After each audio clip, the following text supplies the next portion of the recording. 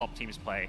Watching how Secret and Liquid particularly have just been so dominant, it's a reminder that, yeah, these teams, they're still untouchable. Like, they can't be beaten by these upcoming teams that, like, you know, your Navis, your SEA teams like TNC, Mineski, who have been pretty solid, consistently kind of nipping at their heels. No, you're still on a different level, and Liquid and Secret are just fantastic teams right now. I mean, does it surprise you, Cap, that those three are just still so far ahead? And it would be easy, I think, for us as fans and the people watching today to just assume that it just comes easy to them, that they aren't practicing too much and they're just good at the game. But there's so much more to it, isn't it? I think everyone's drive has gone up. Like, this whole idea of being able to win TI and the TI curse and everything that happened afterwards, I feel like Liquid is the first team to really remain dominant and at the very top of their game after TI, and I feel like all the other teams are looking at that and trying to maintain the same kind of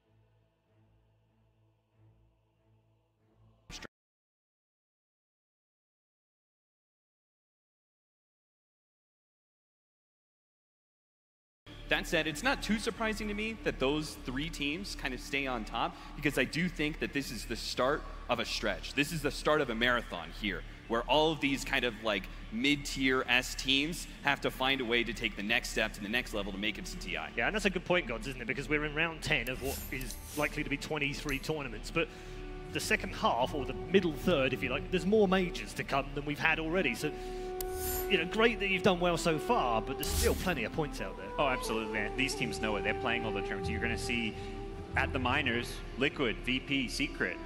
They're not skipping events. This is a minor. I keep having to remind myself this is a minor. Exactly. We've got 16 teams competing, but it's the most stacked roster you could have hoped for, other than maybe OG missing out. But even without them, it still just looks scary. So it very much is. A lot of tournaments to come. I think those three teams will almost certainly stay in the top 4 to 5 in points. But for all the other teams below them, teams like Vici, teams like Newbie, they want to keep getting all these points, because it is going to be a really long marathon with all these events to come. You can't afford to have any dips in performance. Yeah, Alan, you've worked on some arithmetic in terms of what would be the most points that they need to get through right now. I think 6,037. I'm impressed. Wow, we ran the numbers just before we came. We ran the numbers. You need the top 9 teams right now all need to get to exactly 6,037 points to mathematically guarantee. But realistically, when you run the scenarios, it's more than likely going to be somewhere around 2.5 to 3K points. So you look at teams like Liquid and VP, yes, along with Secret, they're probably in, although this is a tournament that they can go from probably in to almost certainly. Okay, let's take a look at the brackets and bring you right up to date with where we are. We've had 3 days of fantastic Dota 2 action through 2 group stages, A and B. Our 8 teams were split into the 2 groups. In Group A, as you can see, Team Secret ran away with things with 5-0 sweeps against Planet Dog Fnatic, and impressively against Virtus.pro as well. We'll see them tomorrow. They're in the semi-finals already. Virtus.pro are through to the quarters, and in the lower bracket, we had a very competitive team come through, which was Vici Gaming. Didn't look likely early on, I have to say. They lost a game against SG Esports, they were down against Fnatic, and they lost a game against their sister team, VGJ Thunder, but still somehow managed to cling to a place in the quarterfinals. That's Group A. In Group B, it was a similar story, but Liquid did drop a game to Newbie in the upper bracket final, but do make their way through to the semi-final. Newbie, likewise, are in the quarterfinals. We'll see them up as one of the first teams this afternoon. And then again, in the lower bracket, amazing games all the way through, which ended up with Evil Geniuses turning on a 0-5 to go 6-5 in their last 11. Alan, I guess that's probably the story of that lower bracket, isn't it? EG's return to form. I think so, especially with all the uncertainty that we've seen surrounding this team over the last couple of weeks. You know, they're getting rid of Universe, they're bringing in Misery as the new captain, Bulba as coach, and this team really does look like it's stabilizing. But again, it becomes a little bit of a fool me once scenario where you would have said that to them last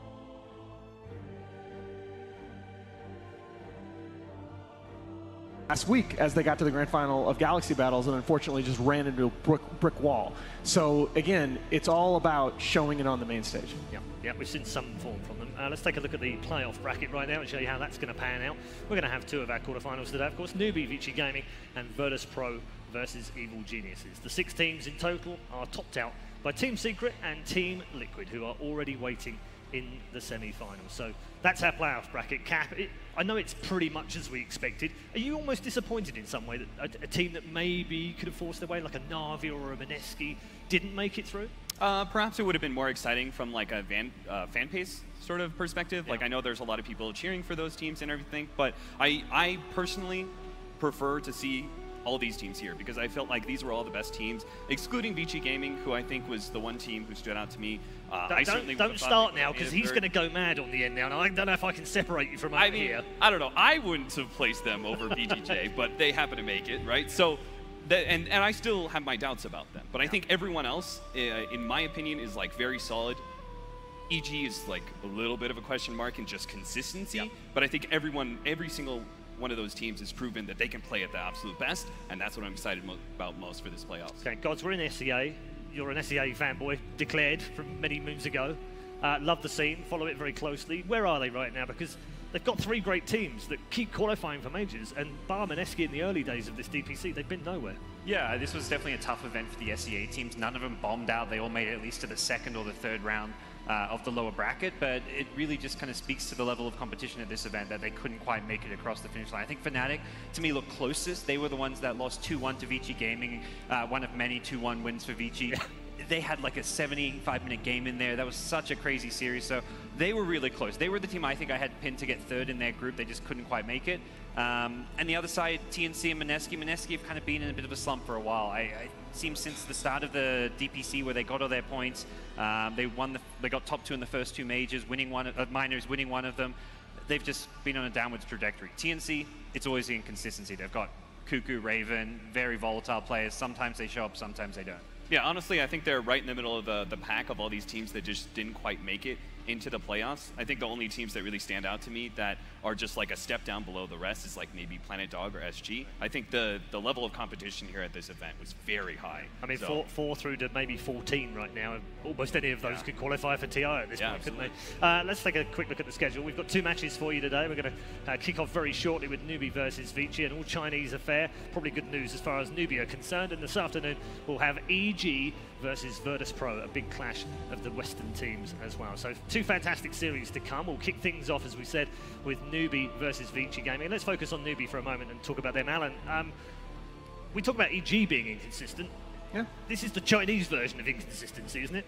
I think it is, but I think in Newbie's case, it's actually much more simple. I think Newbie goes as Kaka goes. I think when Kaka is fully engaged from minute 1 of the draft, calling for his heroes, fully active, they're an S-tier team. They're right up there in that. It's not a top 3, it's a top 4. But they have games where Kaka gets a little quieter, isn't as much of a factor, and then I think they're like a B-tier team. Right. They could fall into that 4 to 14 bracket again. Yep. If you look at this team, there's a lot of pressure on Kaka to be able to perform, right? Because you have a lot of greediness from all 3 of your cores. Sometimes KP is playing more of a team-fighting farming hero, SCC is playing more of a carry-style mid, and then like if all your only playmaker is going to be your 4 position, there's a lot of pressure on Kaka to perform. So if they don't pick him a hero that's going to do well in that game, oftentimes Newbie looks a little poor. Yeah. It's not just the greed. It's the fact that Newbie, as a conscious strategy, they will sacrifice good laning composition for heavy team fight, for big farming potential, and they will ask Kaka, okay, our lanes aren't so good, hey, carry us through that early game. Yeah, Gods, I want to pick up a point about the fact that they're consistent in terms of they've been at the top for a long time, probably the last couple of years, I guess now, 2.5 years or so. They've been in that top 4, 5 area. You pretty much know when they come along to a tournament, they're going to perform, right? So let's talk about the elephant in the room, which is whenever they play Western teams, they seem to struggle. Luckily for them, they're playing a Chinese team in the quarterfinals, so that's got to be good for them. I think of all the teams they could have matched up against, this is probably best case scenario. They've done well against EG sometimes in the past, but yeah, Vici Gaming, in bid matches, Newbies come out on top. They 3-0'd them in the grand finals of a minor before. Their track record against Vici has been overall pretty good. On the 7-0 patches, it's kind of 50-50, but a lot of Vici's wins have come in smaller tournaments and not been on the kind of high-stakes matches. Alan's laughing. Can I stump a little bit? Can I try and sell you guys on Vici? Because this team... No. I'm already sold on Vici. All right, you're all right, good. I'm not buying what you're selling, Alan. Newbie, you know? No, we can go ahead and talk about Vici. Alan, sell us Vici game. Okay. Let's look at this roster 1 through 5, okay? Yep. You have Paparazzi, who, let's not forget this year, that Abed made the headlines, but he was very nearly the first player globally to 10K in China. You have Lanham and Old 11, okay, who should be on everybody's list that follows Pro Dota as the best, among the best 3-4 combos in the game. Or you have a 5-position player in Fen. Oh, come on. You got a 5-position Fenrir at this event. At this event, he's reached 846 career wins. He is now the #1 non-Western player in terms of career win total, top 10 all time. This guy has been at the big events. He's captained, drafted in big situations. The only question mark is Ori. Ori's a very high volatility player, but if you look at him over the last couple of months, he's become a lot more stable, much more consistent. His puck has been excellent. I think this team is knocking on that door to challenge the big dogs. Okay, hold on. Yes. Have you got a white and black striped shirt you can wear at this? I feel like you maybe have to doing some refereeing right now. Yeah. I think there's something to be said for 11th player. I think he's been the inconsistent one. Oh, Thank you. Oh my God, the moment he was like 3 or 4 position, he said old 11's name and one of the best. I'm just like, I'll let you finish, Alan. Hold up. I'll let you finish. But I just want to say, he also loses games. Okay. I have more faith in Ori. I think Ori's legit. I think all these players are legit. I mean, even Young 11. When Young 11 was first coming out and he was old 11, I was like, oh shit, this guy's fantastic. I'm all about it. And then he didn't actually set that pace, right? He set the pace of losing games. He can win games, he also loses games. You don't want a 50-50 player on your team, man. That's just, I think it's okay. Not what you want. I don't know. He could be like an Ice style, you know, yes. very hit or miss, very high impact, but also potentially can cost you games. But I do agree. I think he is the volatile. I've never seen Ice miss the plays that Young 11 does. Okay. I've never seen Ice miss any of those plays that Young 11 does. But listen, I think all these players are actually very good, and I think Vici Gaming can be. I will buy what you're selling. If you're selling like some sort of futures on Vici Gaming, all right, I'm down. Like, okay, I'll buy something for TI, top 8, sure. This tournament, no. Their level of play just isn't there. I don't see the team play. They play a little bit too slow when they have the lead. They don't take advantage of when the fact that they have control of the game. They don't really take over the game like they should. I don't know. I just think that Vici Gaming is by far the step down of everyone else here in the playoffs. Okay, I like that. That's nice and feisty. Did you see what I did there? You just like the match. Throw it over, let him explode. We're headed towards a break right now, but you can expect more feisty discussion afterwards as we head into our first game here on day 4 of ESLOne Genting 2018. Don't go far.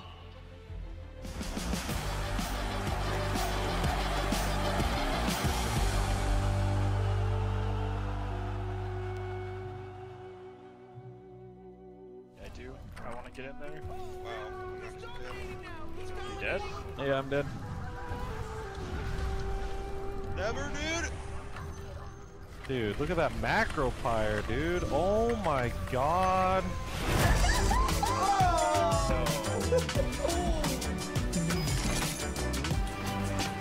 Game, record, and stream without compromise on Intel Core i7.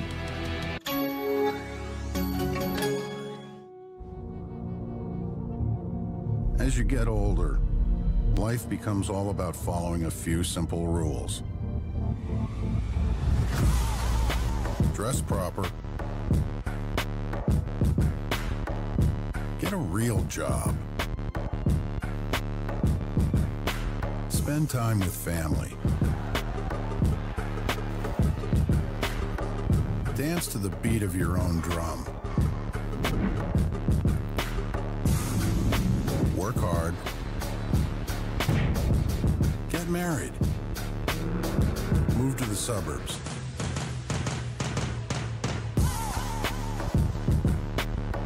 Start a family. Be humble. Time to grow up.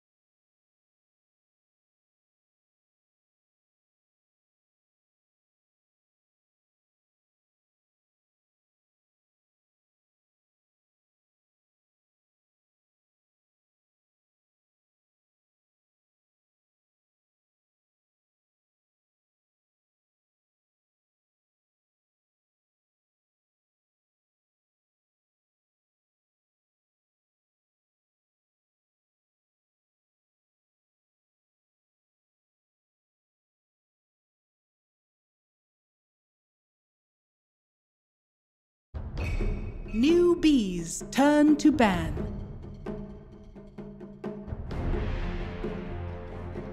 In offlane, this guy has been a support. He's everything throughout his career.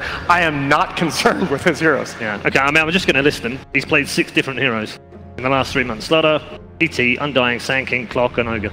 Is that enough? I mean, yeah, it's definitely enough. I'm kind of curious if they pull out a curveball here. You know, it's time, isn't it? Because it is such a well-established thing, right? If we're talking about here on panel, you know, every single one of those teams probably has jokes about this, right? Sure. So, but then again, just because you know about it, that you can counter. Just enough versatility to grant you options in the first 4 picks. Yeah, is he lucky in some way, Gods, that he's not really targeted for bans, and it doesn't really matter that got a narrow hero. No one's going to sit out there and go, yeah, we should definitely ban Slaughter and Undying. Definitely get those banned. Yeah, and I think we've seen it a lot with teams where each player will have a key like 5 to 6 heroes. I mean, even looking at TIs with like Liquid's run over, there was a key 4 to 6 heroes, maybe even less than 6, as we were saying, for players like GH, for example. And you've only got so many bans to target a player. It's more important for, I think, the core players, like particularly the mid and the carry, to have the bigger hero pools. I think traditionally, even the carry specifically needs to be able to play like 15 different heroes. People talk about like Mushi at TI with his run playing countless different heroes. Players like Miracle, players like Ana when he's with OG. Those are the guys who need the big hero pools. And at the end of the day, it's not like the narrow hero pools. They're not a problem in draft because sometimes they're actually an advantage, the specialization, right? Being able to show how strong you are with certain heroes, no matter if you're core or support. Put something on the enemy team to think about, right? Like who else is going like, damn, what about their Elder Titan? 10 seconds remaining. Like Elder Titan's a great hero right now. I think it's really strong. But when you have a hero, you have a player who's known for the hero, right? It makes you worry about the potential impact he can have on the game if you let it go. For sure. Right, let's get into the first draft of the day. Contested heroes, just while we're thinking about those bans going through there. Contested heroes, where do you see it, Am? Well, it's the right decision, I think, by both teams. You got, on both sides, I think you got one general ban and one very targeted ban. Vici looking at that Faith Ogre, they want that out of there. That's his most played hero in the patch, and they are going to go ahead and take out the Tusk, which they hadn't been doing recently, and maybe they're going to look at taking out the Lanham Elder Titan, and they don't want to see the Clockwork. Potentially, the Clockwork ban also acts as a sort of SF control as well, not giving away that combo. So I had this theory, Alan, that when we were talking about the newbie drafts, part of the reason that we see a problem with newbies sometimes, the 4 position, right? I think this first game, or the last game rather, against Team Liquid was a great example in their draft. They had a Kaka Nagasa. Yes. Right? They picked it up in the first 1-2, and then they proceeded with Lycan, Tidehunter, Tinker. None of those heroes are going to be able to create you any space, and you're asking Kaka to make plays with a Nagasa. Simply not going to happen, but you can see the extreme focus on the team fight. So for me, I want to be able to see newbie that if they're going to pick up Kaka's hero in the first 1 or 2, it's not going to be that effective in the game, but that means you're going to have one core that is going to be a lot more active. One of those Razors, Juggernauts, Gyrocopters, and newbie have done that before. They've drafted those sort of situations, right? So that's the thing that I want to see from newbie if they draft Kaka's heroes early. If not, you can go for the big team fight. You can get an Omni Knight. You can get Tidehunter in the first 1-2 and leave Kaka for a 3-4 pick. And I think that's a big part of why they had so much success going into TI is that they really focused on getting Mugi, former UU9, onto these tempo carries, the Bloodseekers, heroes that be a little bit more active. I love the Bane Open that's become very popular in this tournament, really punishes the single core, and their Vici Gaming opens with the Omni Knight. They feel that after opening the Omni Knight, they have to take the counter pick away. They have to take the Rubik counter off the table for themselves, but that lets newbie get the Razor, which Vici had been loving to run with that Omni. I think they just wanted Rubik, personally. Like, they're not worried about a Rubik Bane support duo. That's very weak, but still, Rubik in his own, definitely a good pick. Newbie, though, obviously, they know, we talk about contested picks, Omni Knight, going to be picked up by one of these teams. Newbie took a long time to first pick Bane. I think they may have been considering the Omni, but they decided, look, we can give up Omni because we're going to get that core first 2 pick, the lane winner against Omni, and they pick up the Razor. It's the same thing they did against Liquid in their game number 2. But Liquid opted to pick up a bunch of team fight, and Newbie were able to get that 4th pick up in the Omni Knight. Here, what I really like about the Bane opener is that it works both well with the Omni Knight, and it works well with the counter to Omni Knight in the Razor specifically, not necessarily. You know, you just get asleep, get a static on him. What's he going to do? He's just going to sit there asleep. When he wakes up, there's going to be a big bad Razor with plus 70 damage on him.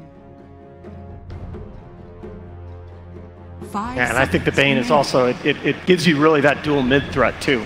again, you know, these teams know each other very well. I think they've played like 10 best-of-3s or best-of-5s in the last 4 months.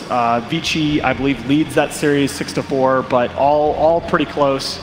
And I think Newbie wants to threaten Ori a little bit, threaten his early laning stage. Vayne does that.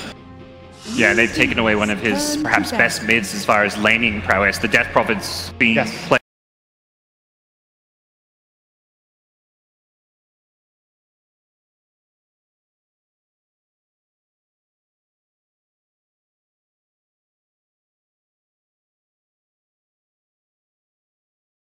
Omni, of course, and to be able to also pressure the mid lane, pressure Ori.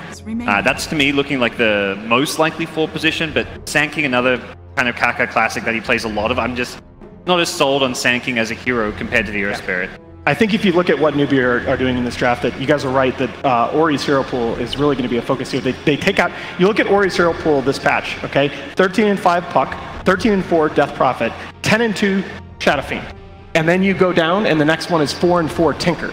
All right, those 3 heroes are so key. You take out the Death Prophet directly, you take out the clock to limit the potential of the Shadow Fiend, and you still got the Puck on board, but there are plenty left in the pool that can deal with that. Yeah, I think Puck's also just not as scary as the other two. As good as his win rate is, it just doesn't feel like a game-winning hero as much as certain other picks.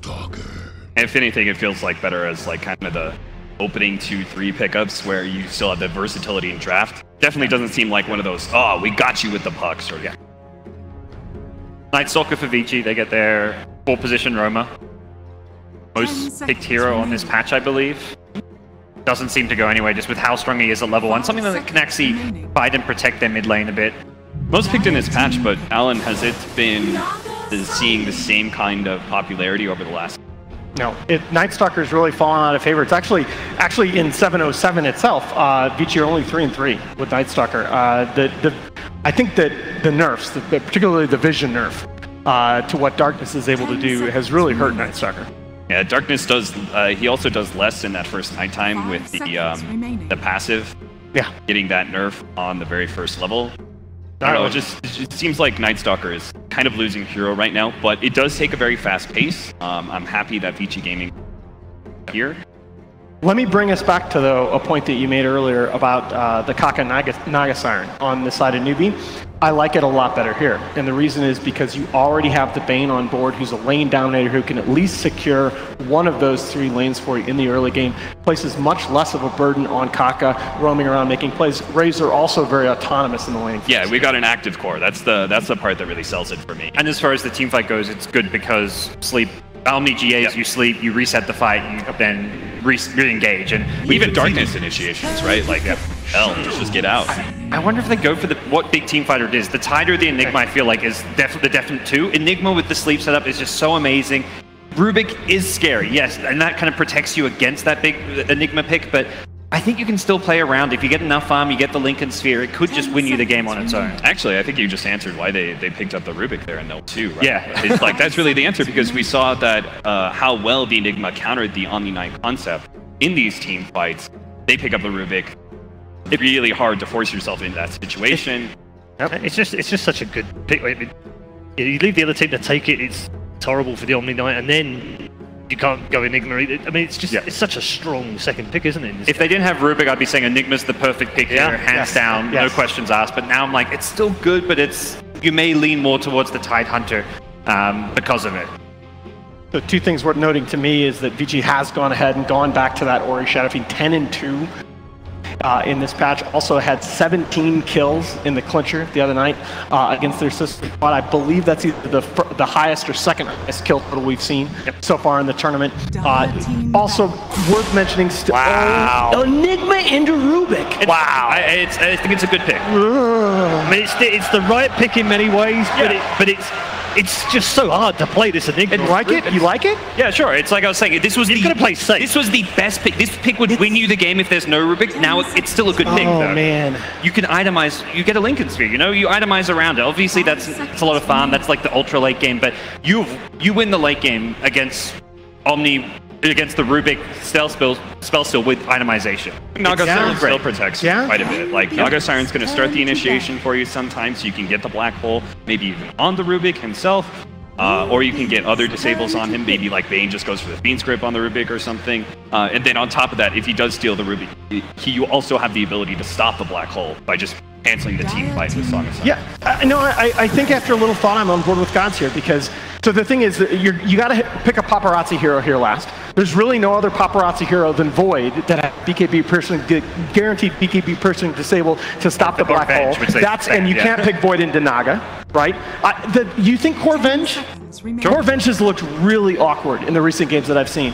I mean, it's an answer, like you say, to the BKB Black Hole, but I think it gets them out of the Enigma, doesn't it? Yeah, I have to agree. I have to agree. You can still pick Void. It's not ideal. Again, it's one of those things where how are you going to use the sleep? It's got a long cooldown, especially that level 1 sleep, and as a support, you're not going to be getting the same level. So Void is still on the table, but it's the same with the Enigma. You don't want to pick it, but it may still be the best option. Yeah, I just feel like if you don't pick some kind of BKB person disable here, you could straight lose the game in the draft. In the late game, and that's the other option for Vici. If you want to not give the Enigma a chance to win the game, apply pressure, play fast pace. But that's the other problem is that I feel like this newbie line has enough D push, they have enough high ground defense that it's going to be hard to end the game. It's going to be hard to end the game past that turtle. A lot of discussion. I'm Vici Gaming. It looks like this any sort of these Lincoln's carries are going to be quite good. They don't have like they have 2 really big disables, basically. So I was going to say Weaver, you pick up the Lincoln's Weaver, you're not afraid of the Bane so much, there's only the Black Hole to really be able to lock you down for the most part. You wanted a very active core to be able to fight Newbie with a Viper and Razor core duo. You're going to need to be able to make sure that they can't just run you over. Weaver's good versus both. Okay, let's go down the line, Alan. Which way is this going? Newbie. I think the Enigma secures the late game, and the Viper and the Razor secure the mid game. I think the laning stage is solid. If it's a long game, definitely Newbie. It's kind of like, can Vici snowball win the early game? And they've got good heroes to do it, but I'll side with Newbie. I think we're going to see a longer affair between these two. I actually like Vici's draft, but still going to go Newbie as the Vici Gaming hate. You have to. It's also Australia Day, so we got to go with KP, you know? But that's a good point. No better way to celebrate with an Australian bias. All right, well, a little bit of bias is okay, right? No problem with that. Right, we are ready for our first game of the day. I hope you are as well at home. Hold on to your seats, everyone, here in the Arena of Stars, because the stars on the stage have it now. It's Vici versus Newbie, game 1. Thank you very much, Red Eye, and a big warm welcome to everyone here in as we get ready for our first series of the day. I'm OD Pixel. I'll be joined by Fog for this one. Newbie versus Vici Gaming, game 1. Fog, what are you looking forward to after seeing these 2 lineups come through? I am super hyped for KP Enigma. Absolutely, dude. We're going to have Black Holes coming out on one side. I'm hoping LonM can steal some, but we'll see how it comes out and how we play out these lanes. I do agree a lot with what the desk was saying. I did like how the point that Gods was saying, where I think Vici really needs to get the bull rolling in this game. I think the early game is going to be so as it tends to be with Nightstalker a lot of the times. So yeah, they really need to snowball these, because the later and later the game goes, I've seen this Enigma versus Omni Knight matchup, and it tends to favor the Enigma quite heavily in those later stages. Here we go, ladies and gentlemen, as we get into the game. Newbie, they're going to be having SCCC on the Viper, Kaka, Naga Siren, Faith Bane, Mugi Razor, KP, Enigma. Over on the side of Vici Gaming, we're going to be seeing a Young 11 heading down to the bottom on the Omni Knight. Ori, of course, on his Shadow Fiend, Paparazzi Weaver, Lanham, Rubik, and last but not least, of course, their classic Fenrir, Nightstalker, looking to be moving around the map. So what do you sort of expect to see coming out of the lanes, Fogged? If you're one of these sides, are you looking to dodge a certain matchup that could be very lane losing in the early game? I'm thinking Vici might go for some type of aggro movement here, but I guess they want to, I guess they want to make sure that the Omni Knight just dodges the Razor. So that makes sense. Put Omni versus Enigma every single time. Can't get that horrible matchup as Panel was mentioning. So it's just that, like, that super dominator. That Razor, we used to see like a bit of that Ursa a long time ago that just crushes the Omni in the lane. And you are just at a big deficit. So yeah, just dodge Omni Razor, and I think they're good. Absolutely, this Mugi Razor definitely something that Newbie need to make sure has a big impact early on to sort of spiral out of control. Look at this. We see the lane swaps already kind of happening from that ward that they placed very early. Kaka's scouting out, going to be contesting that Ruin. Let's see if Ori's able to take it, and he will actually be able to steal it from him. Able to grab it. Right underneath his nose, and indeed starting off with the double bounty rune, a great way for Ori to begin his lane in the middle. So does SCCC, so double bounties on both. Okay, there we go, evened out, and obviously with the 2 supports that are going to look to help them out either side in the mid, you know, Nightstalker, Penrith for VG, and then obviously behind the Viper. You are going to have Faith's Bane. I mean, we'll see how well they can sort of slow down the start of Ori's first wave. Make sure that he doesn't get those souls early on. I think Newbie is going to be very happy once they see these lanes. Bam, Razor's going to see the Omni top, where we should see a change up happen in the next few moments, probably. I don't believe that they want to just sack Young 11 up there. The bottom, we'll just see them try to clearing up some Eidolons, as expected. Dual range.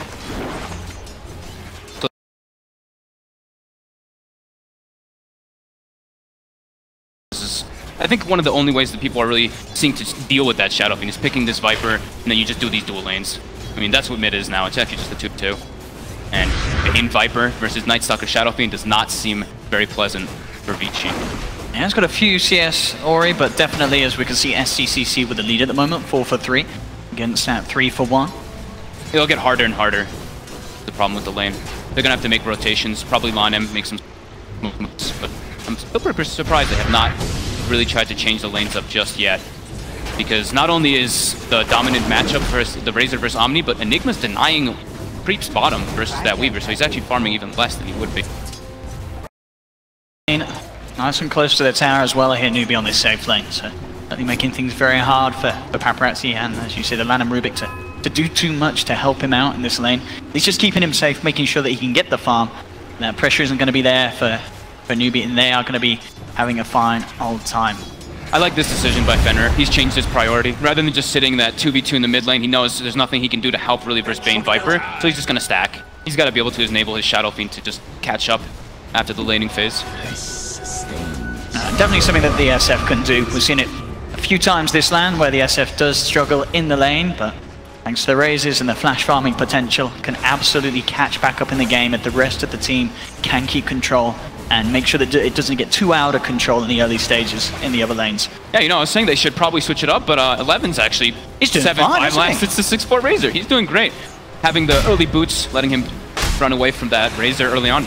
Razor doesn't have boots, so he can break the link quite easily, and he's in a safe lane, so it does make it a little bit easier in that aspect.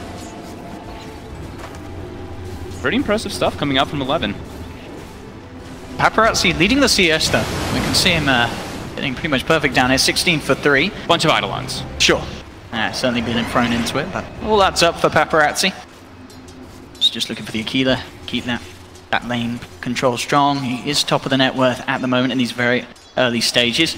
But yeah, still to yet see sort of an aggressive rotation from either side. That certainly could change once we do hit that first night time, of course, as long as Fenrir feels confident to go. He's level 2 at the moment, but that certainly can be enough if you can get the right angle and find the right lane to gank to make the moves happen early in the night. Yeah, I mean, Vici should be pretty happy with this. I wouldn't say that they really got these like awesome lane setups because the Omni raised it, but they're doing Look at this down bottom. There's a very deep dive. There will be a TP reaction coming through, but I don't know if it's going to be soon enough as they move in on to KP. Paparazzi gets first blood. TP's a little too late from Kaka, and nothing that KP can do about this Weaver Rubik diving him underneath the tier 1. And this is what we said they need to do. Just keep that pace up, get that aggression going early on. Super important. And still, the priority comes out. If you look at Fenrir, you look at LonM, they're just stacking. Get those stacks up for Shadow Fiend because they know he's doing pretty well in the mid lane. He needs to be able to accelerate his farm as a Shadow Fiend. Need to be ahead as that hero for the most part. Mugi getting a bit of a better grasp of that top lane now. 2 points in static link. See each time that he steals about 100 or so, he's able to get a good amount of denies. 18 to 10 against the 13 for 6. So we'll start to break ahead of Young 11 in terms of the XP as well, which is certainly going to be the important part, as makes him a lot harder to gank if the heroes are trying to move around, especially Fenrir during the nighttime. If he looks towards that top lane, if the Eye of the Storm is available, Fenrir has to be careful how he dives the towers because Razor can certainly turn. Yeah. And those, I mean, getting the boots is the biggest thing on the Razor. Sure, a couple levels, yeah, the link starts adding up faster, but boots so needed versus that Omni since he got them early on. But Vici, I mean, Paparazzi's going to have a very, very free time down here. At this bottom lane, I mean, as you said, the early sort of levels, KP was doing all right with Kaka's backup, but that kill, it sort of just progressed into this absolute dominance for VG. 32 for 4 against the 11 for 9. You know, Paparazzi, he's having no sort of pressure being applied to him at all. Faith's now going to move down here, so it looks like Newbie, they realize this and they do want to try and slow down this Weaver somehow. Yeah, they've actually been the one who's actually had to change their lanes. That's very surprising. Razor's gonna go bottom, Enigma's gonna go top matchup versus the Omni. I'm gonna try with a quick route. They will turn towards the easier kill. They'll look towards LaNm. They have that good Nightmare into the Static Link, dealing a hefty amount of damage, and Newbie will get themselves the first kill on the board for their own side. Quick rotation. Now Mugi's gonna have a decent matchup versus Paparazzi too, because he's got the level advantage. This is certainly what they needed to do. Try and make Paparazzi suffer that little bit more. Fenrir heading over, trying to interfere with KP, cleaning up the jungle camp. Still just level 2 here on the Night Stalker, and so far during this nighttime hasn't really been able to have too much of an impact with his movements. He's trying to get some bounty runes to get some levels, but it'll be denies theirs away from them. Both supports bottom, so they are trying to just, you're saying, babysit that Weaver, since they know Shadow Fiend, he had those stacks to rely on. As you see, his last hits has surged up a bit. He has cleared one of those stacks that he does have available. Let's see if VG can do anything offensive here. They have got 3 versus the 3 of Newbie, opening onto Kaka LaNm. As the telekinesis drags him back with a turn with the root onto the Weaver, moving in straight away, but Paparazzi still gets a chance. So Shikuchi will retreat. LaNm isn't going to be quite as lucky. The Brain Sap comes in. Newbie have the damage to bring down the Rubik. Now look towards Fenrir. He's got the movement speed as the Knight still persists, so he will escape. But just going to show, once that 6 is online with the Eye of the Storm, Razor becomes such a hard hero to fight into. If there's a chance for a good Static Link at this stage of the game, it's pretty much impossible for them to deal with the physical damage that he can output. It's a pretty painful tri-lane too. Naga Siren plus Bane, Razor. Riptide works really well with Razor and incorporates with the Eye of the Storm as well as the Static. He's come back up here, but here's the combo we're talking about, the setup for a good Static Link. VG are going to try and move in. There is no Eye of the Storm, but can they bring that Mugi in time? He's going to have a lot of physical stolen. Forces Fenrir back, now turns towards Paparazzi, has the Shikuchi with the bugs, bringing down the armor of Newbie. They're getting pretty low. Paparazzi going to turn back towards Mugi once again. Can he find him? He can! Mugi gets taken down. Paparazzi just falls to the right foot. Kaka is a 1-4-1 at the moment. The TP rotations have come through. SCCC moving forward. Purification onto Fenrir as he dives towards Kaka, but the tree's blocking them off. VG can't quite die for the Kaka or Faith kill. They'll be fine under the tower for now. SCCC getting the slow onto Fenrir. He's trying to get himself out of this. Young 11 turns towards Kaka on the side of it all. He's held in. He's trying to do his best. The Brain Sap and the Root holding back the Omni Knight. Fenrir comes with a void, but the Raindrop keeps Kaka alive. He'll be fine. And they're not done yet. They're looking towards Young 11, but they are out of mana. Meanwhile, Paparazzi, as she rotates up towards the top lane, moves on to KP. Can't quite chase. The bugs aren't back there. Yeah, he shot the bugs, but that's the one nice thing about Enigma is you have Eidolon, so you instantly kill those bugs off of yourself, so the diving is a little bit lessened. But that is the one super powerful thing about Weaver always is going to be the Swarm. You saw how much it actually added up there in that last engagement. Even though Razor had so much damage added up, the minus armor just starts ticking away. 5-2 at the moment. Newbie off the back of those kills that they were able to grab from that bottom play and keeping their own heroes alive on incredibly low life. Hey, I mean, Ori's really happy out of all this, right? He's just been coasting in the jungle for quite a while now. And he's queued up a SNY after the tread, so not going for the drums, not the Yules build that we're used to seeing. Does want to be able to get that scaling potential. Like we were saying, the late game, they have to be able to fight pretty early, so I think he wants to get stats. Because if it gets later and later versus that Enigma and Naga, we've seen what big team fight does in this patch. Bit of a wraparound coming in from Kaka, straight in with the root, able to hold down Ruby, get an easy kill to the side of Newbie, and they'll turn this one into a push, putting some pressure onto the tier 1 tower. Fortification does come out from Beach. Remember's coming across. I don't know how much you to scare this off. There is, as you say, with the space that Ori's got, good levels as well. It's never late. Can burst out the push. Not nighttime, and these supports on VG are pretty limited right now. Fenrir level 3, LaNm level 4. Comparison, you look at newbie supports, both level 5, almost at level 6 pre-10 minutes. So they want to solidify a tower lead. Waves actually moving in. They've got the Nightmare, they've got the Root. They're starting to play around with VG Gaming underneath their tower. They're moving on to Fenrir. Fenrir's gone, but the TP rotations are there. Straight in with the telekinesis from LaNm, dragging back the Viper. STC tries for the TP out, but he's not going to make it. Newbie diving a little unnecessarily there, and VG Gaming quick with the response. Yeah, I was surprised. I thought they'd actually just prioritize going for tower and then going for kill in that situation there, just because of how over-leveled the Shadow Fiend is. Definitely a problem trying to dive versus triple raises early on.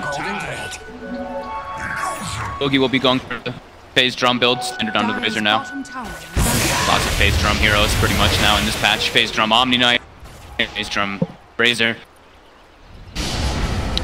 The Baka has hit level 6 now on the nut. Top is get it. Double paparazzi. And the Malefice slowing it down a little bit. He's going to try and chase, but now with Faith TPing in, paparazzi won't continue to say. So we didn't get to say too much about like this Weaver pick. It's actually a pretty good Weaver game. It doesn't have a whole lot of ways to. They can get the net or the Fiend's Grip. Sure, that's the way that they can kill more Black Hole. But other than that, you don't see these like natural stuns, right? Like tanking or like that just put them down to get them to bring them down. For the most part, some ultimates. Once again, looking towards LaNm in the mid lane. We saw them get the wraparound and the kill before. Hog tease around with it again. Kaka not looking to go for it. LaNm a little too far and closer to the tier 2 tower, so doesn't want to move in upon him. Beauty of the Dominator Viper. You hit this every 5-minute mark, you grab Siege, and you can just start pushing. He's able to play mid tower now for Nubi. First tower. Alright, see, he's found Faith. Quick Nightmare should keep Faith safe, especially with KP sticking around just behind him. KP closing in on the Midas P gold. 100 to go and he'll have that recipe. They just want to be greedy. That's pretty much what we can do in this game, because like we were saying, to get to that late game, and they should be feeling pretty comfortable with that Naga Enigma combo. But as it stands, looking at the top 3 net worths, I mean Vici, everything not great, even though the lane, you know, we saw the Razor Omni matchup, but sure, pulled it off for his team. For the B-line here, but Nubi, they're already well outed there. Young 11, make sure that KP can't get his hands on the back. Quite aggressively here, but obviously has the purification of from CTC getting as he pushes it onto the tier 1 tower. No sort of response from VP as they are all over the top half of the map. Get a sort of shout. Is there at this moment? Tower's very low with that DDSF. Mugi needs to be a little careful. If Fenrir can sort of run across and start things, but it's a hard kill. You know, level 10 Razor does have the phase and the drums. A lot of maneuverability, but they are going to attempt for it. Sweeping across, Fenrir opening up with the Void. Paparazzi closing the gap, but straight up, looking for the TP out. Is he going to make it? He's not. The telekinesis there just in time from LaNm as VG moving for a big kill. Need to be on the high ground, maybe seeing if they can get something in return. They're moving straight away, but as the Viper Strike and the Nightmare being popped at the same time, Fenrir, he's just going to look to continue to chase. There is a Shrine hit for Nubi, but VG, they don't seem to be caring. They're going to look to dive in and try and take the kills nonetheless. Plasma Field connects onto Faith. He's still alive for now. Kaka's turned up to the fight. He does have a song if necessary, but it looks like Faith's just going to draw VG away, tank this one for the team, and the Bane will slowly but surely go down as a Fade Bolt from LaNm seals the deal. That was a nice little cut in by Vici there. It actually looked almost threatening for a second because there was a wraparound coming from behind by Nubi, but they actually took like they didn't even know those were their heroes were on the right side there, and they took the perfect avenue to get those kills, avoid the Naga sleep into a combo. Thing that to watch out for when they're going for those dive plays. They actually get the worst place down during that because as the map shows it, Vici's kind of blind at the moment. Didn't have any to place, so just that one in that mid lane. Thanks and wise for Nubi. KP does have that Midas complete, so we'll start to see line back up the net worth board. Work was KP straight up this game. Was incredibly strong. There's nothing that can be done by VG Gaming if he gets himself in there with the BKB Black Hole. Yeah. And they do have that beautiful setup, as we've been saying, with that Song of the Siren. I was curious to see if like maybe try going for some like neat build, buying that Dominator on Vici. You get that troll creep, and you can net it and try to break that Enigma, but that's true. They haven't tried to go for it. They do have the Rubik, so that's kind of their contingency plan if that does start to happen. And now we see Nubi. They group up. They don't want to keep getting split up like that from Vici. They want to play around their Naga Enigma a bit more, but Vici's doing exactly what they need to do here. They're pushing in onto a tier 2 tower down the bottom, 14 minutes in. Very early pressure from Paparazzi. And if he's able to claim this tower, he'll have that Diffusal Blade done, so a huge power spike for this Weaver. Closing in on the level 10 as well, he'll have that mana break as well on top of the Diffusal. That is such a massive step up in the damage that Paparazzi can do in these fights. Yeah, I like the Diffusal too because their catch is a bit limited in this game, so that like just the slow that you can do from the Diffusal will actually put in a lot of work for his teammates. And trap is set bottom. Kaka's in position for a sleep, but Vici knows this is here. Look at them. They are just poking and prodding, and then they're going to split up again. Straight up to the top lane. KP, always Midas. It's off cooldown to get in and pop it, but at the same time he doesn't want to feed his life away to Paparazzi. He's actually going to look to open in. Faith comes in with a Fiend's Grip straight away, and that is going to be a dead Weaver. Smooth plays from Faith, as Paparazzi did not expect him to be there. We are going to see VG try for the turnaround. They'll grab Faith, drag him back into the clutches of Ori, and will get a return kill. But Newbie definitely the ones to be happier with that situation. Yeah, super worth. It was pretty close too. That was almost looking like Paparazzi would have lived. If he actually was on strength treads, he probably would have. He was on in-treads to farm the wave. And that will, very close. We'll slow down his diffusal blade just a little bit. That's about 200 away now. A little bit longer. It was really the perfect trap set by Fenrir there, putting down the sentry while he Shikuchis through the wave so he gets the Fiends down. Oh, sorry, no, but it's by Faith there.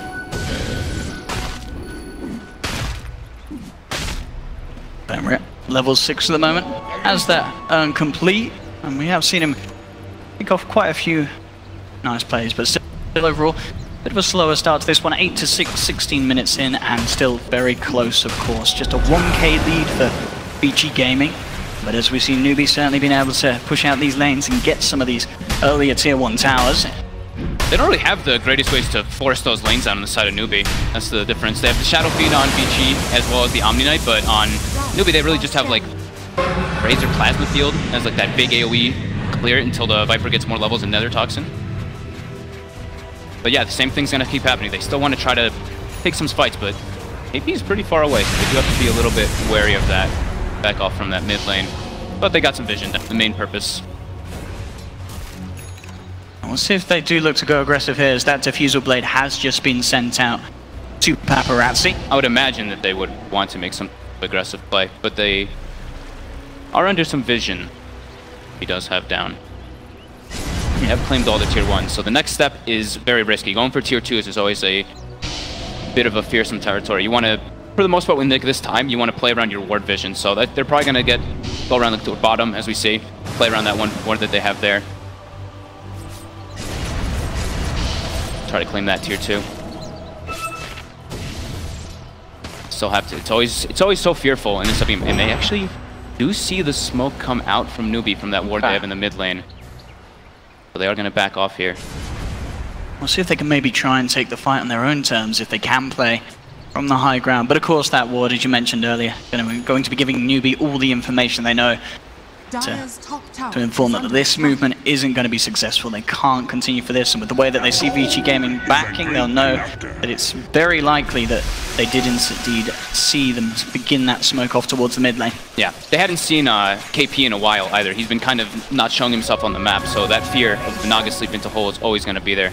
I'm curious what Kaka's going to build, because he's actually reasonably, quite farmed this game. 4,600 net worth, he's got the Glimmer Cape already finished.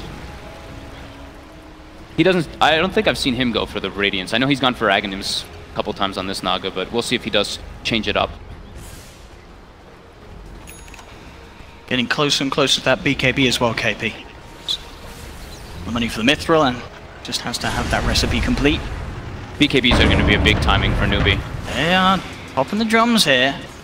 Let's see if they can get some sort of a catch, but Lanham and Ori, at least Ori's going to be a little too speedy. Maybe Lanham a little less so with the wraparound from Kaka, and once again looks like the Rubik will be the one to pay for it. Does steal the root, turns around, tries to hold them back with 3 heroes surrounding him. Lanham will get taken down, get caught out, but Ori, of course, does manage to escape that movement. Pretty slow-paced game, though, for the most part. After the tier 1s have dropped, everybody just doesn't want to take those risks for those tier 2s. It's too fearsome of a territory. I mean, and with a game sort of that slows down as such, surely you favor the SF Weaver dual core going into the later stages rather than the Viper Razor, or would you say as the not necessarily? As the core's like direct matchup, yes, you can see that, but then you have to throw in, there's always that Enigma. Enigma versus this, especially with Naga, just really makes it so much more difficult. And that's Triple C. I do like this build that he's gone for here, going for this Maelstrom, so he wants to be able to keep in the farm, be able to push those lanes out better. As we were addressing, they really only have the Plasma Field to nuke those waves out, as well as, I guess you could say, Kaka's Riptide. Kaka. VG trying to play around their ward again. That's got the Glimmer Cape to get back. They'll drop a Sentry. Immediate response from Faith there. Very nice. Drops a Sentry and an Ops themselves. Ops will get dewarded though. This looks like they didn't want to reveal themselves and go for the straight deward. That's that BKB complete on Mugi's Razor.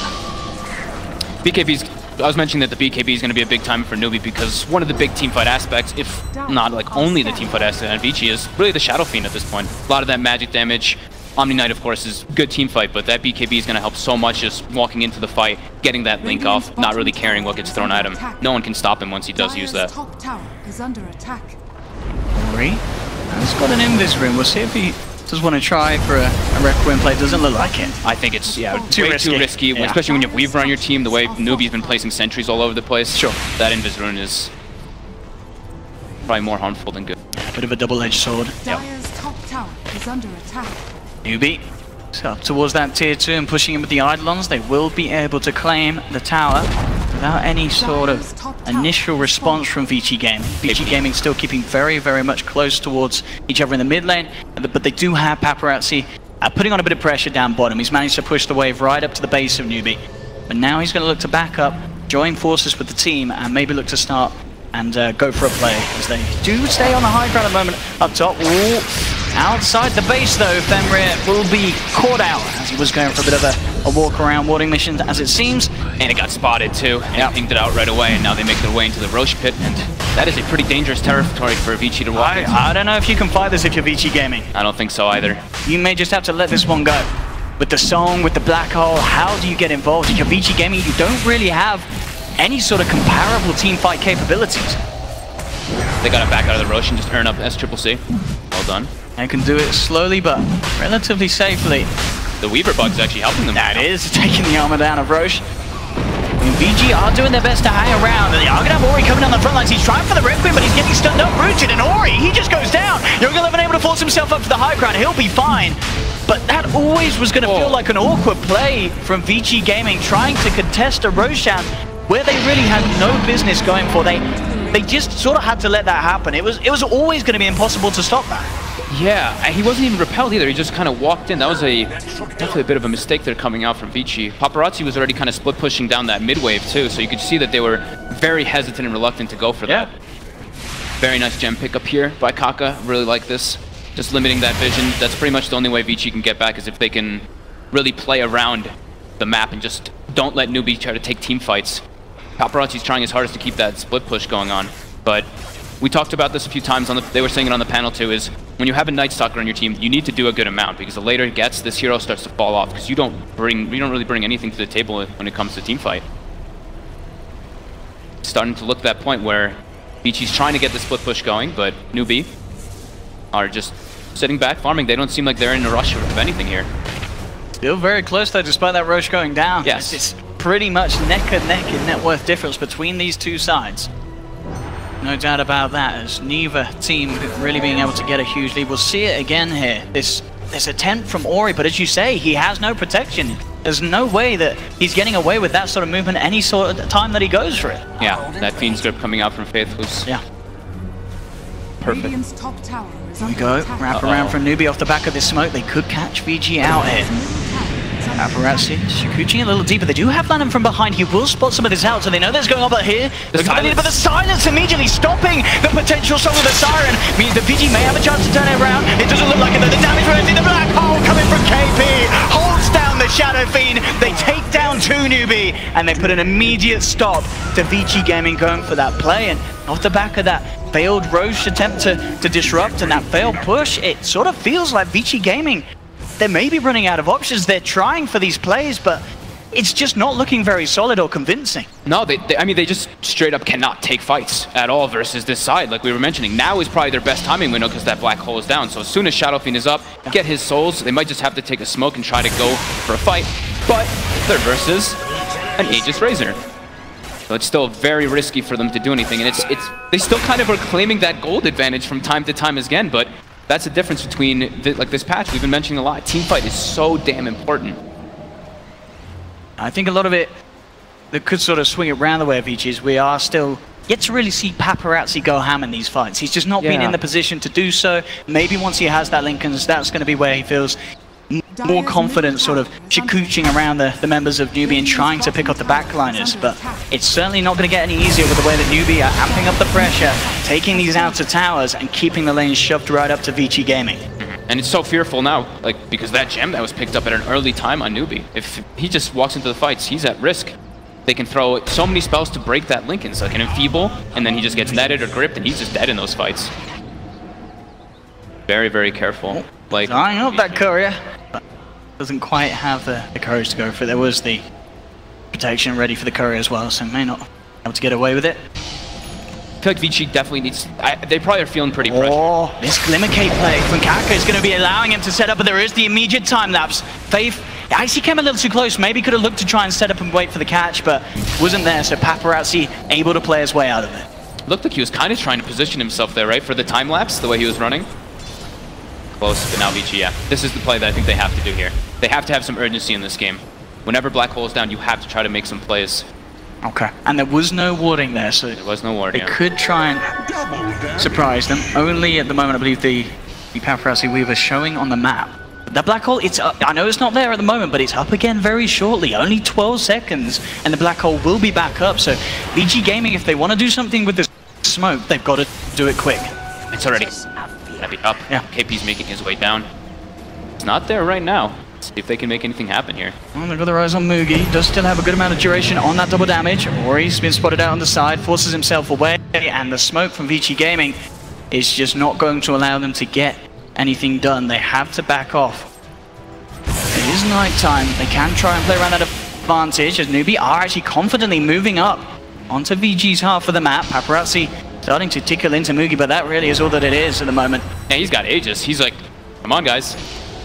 He really wants them to go on him there, but they are not going to take the bait. And do have the warding down here, VG Gaming, so they're fully aware of what's going on, and you can see that from their movement. They just back away. They know that they cannot take a full-on fight into the Aegis and outside of their base at this stage. Ori, just trying to split on the map, keeps pushing in on this middle lane, but soon the response is going to have to come in for VG Gaming, as you know that Newbie, they're getting closer and closer to thinking about going for high ground. They are definitely. Faith was TPing mid and he canceled it, so they made a team decision. They want to try to close this out already with this Aegis, get a Rax advantage.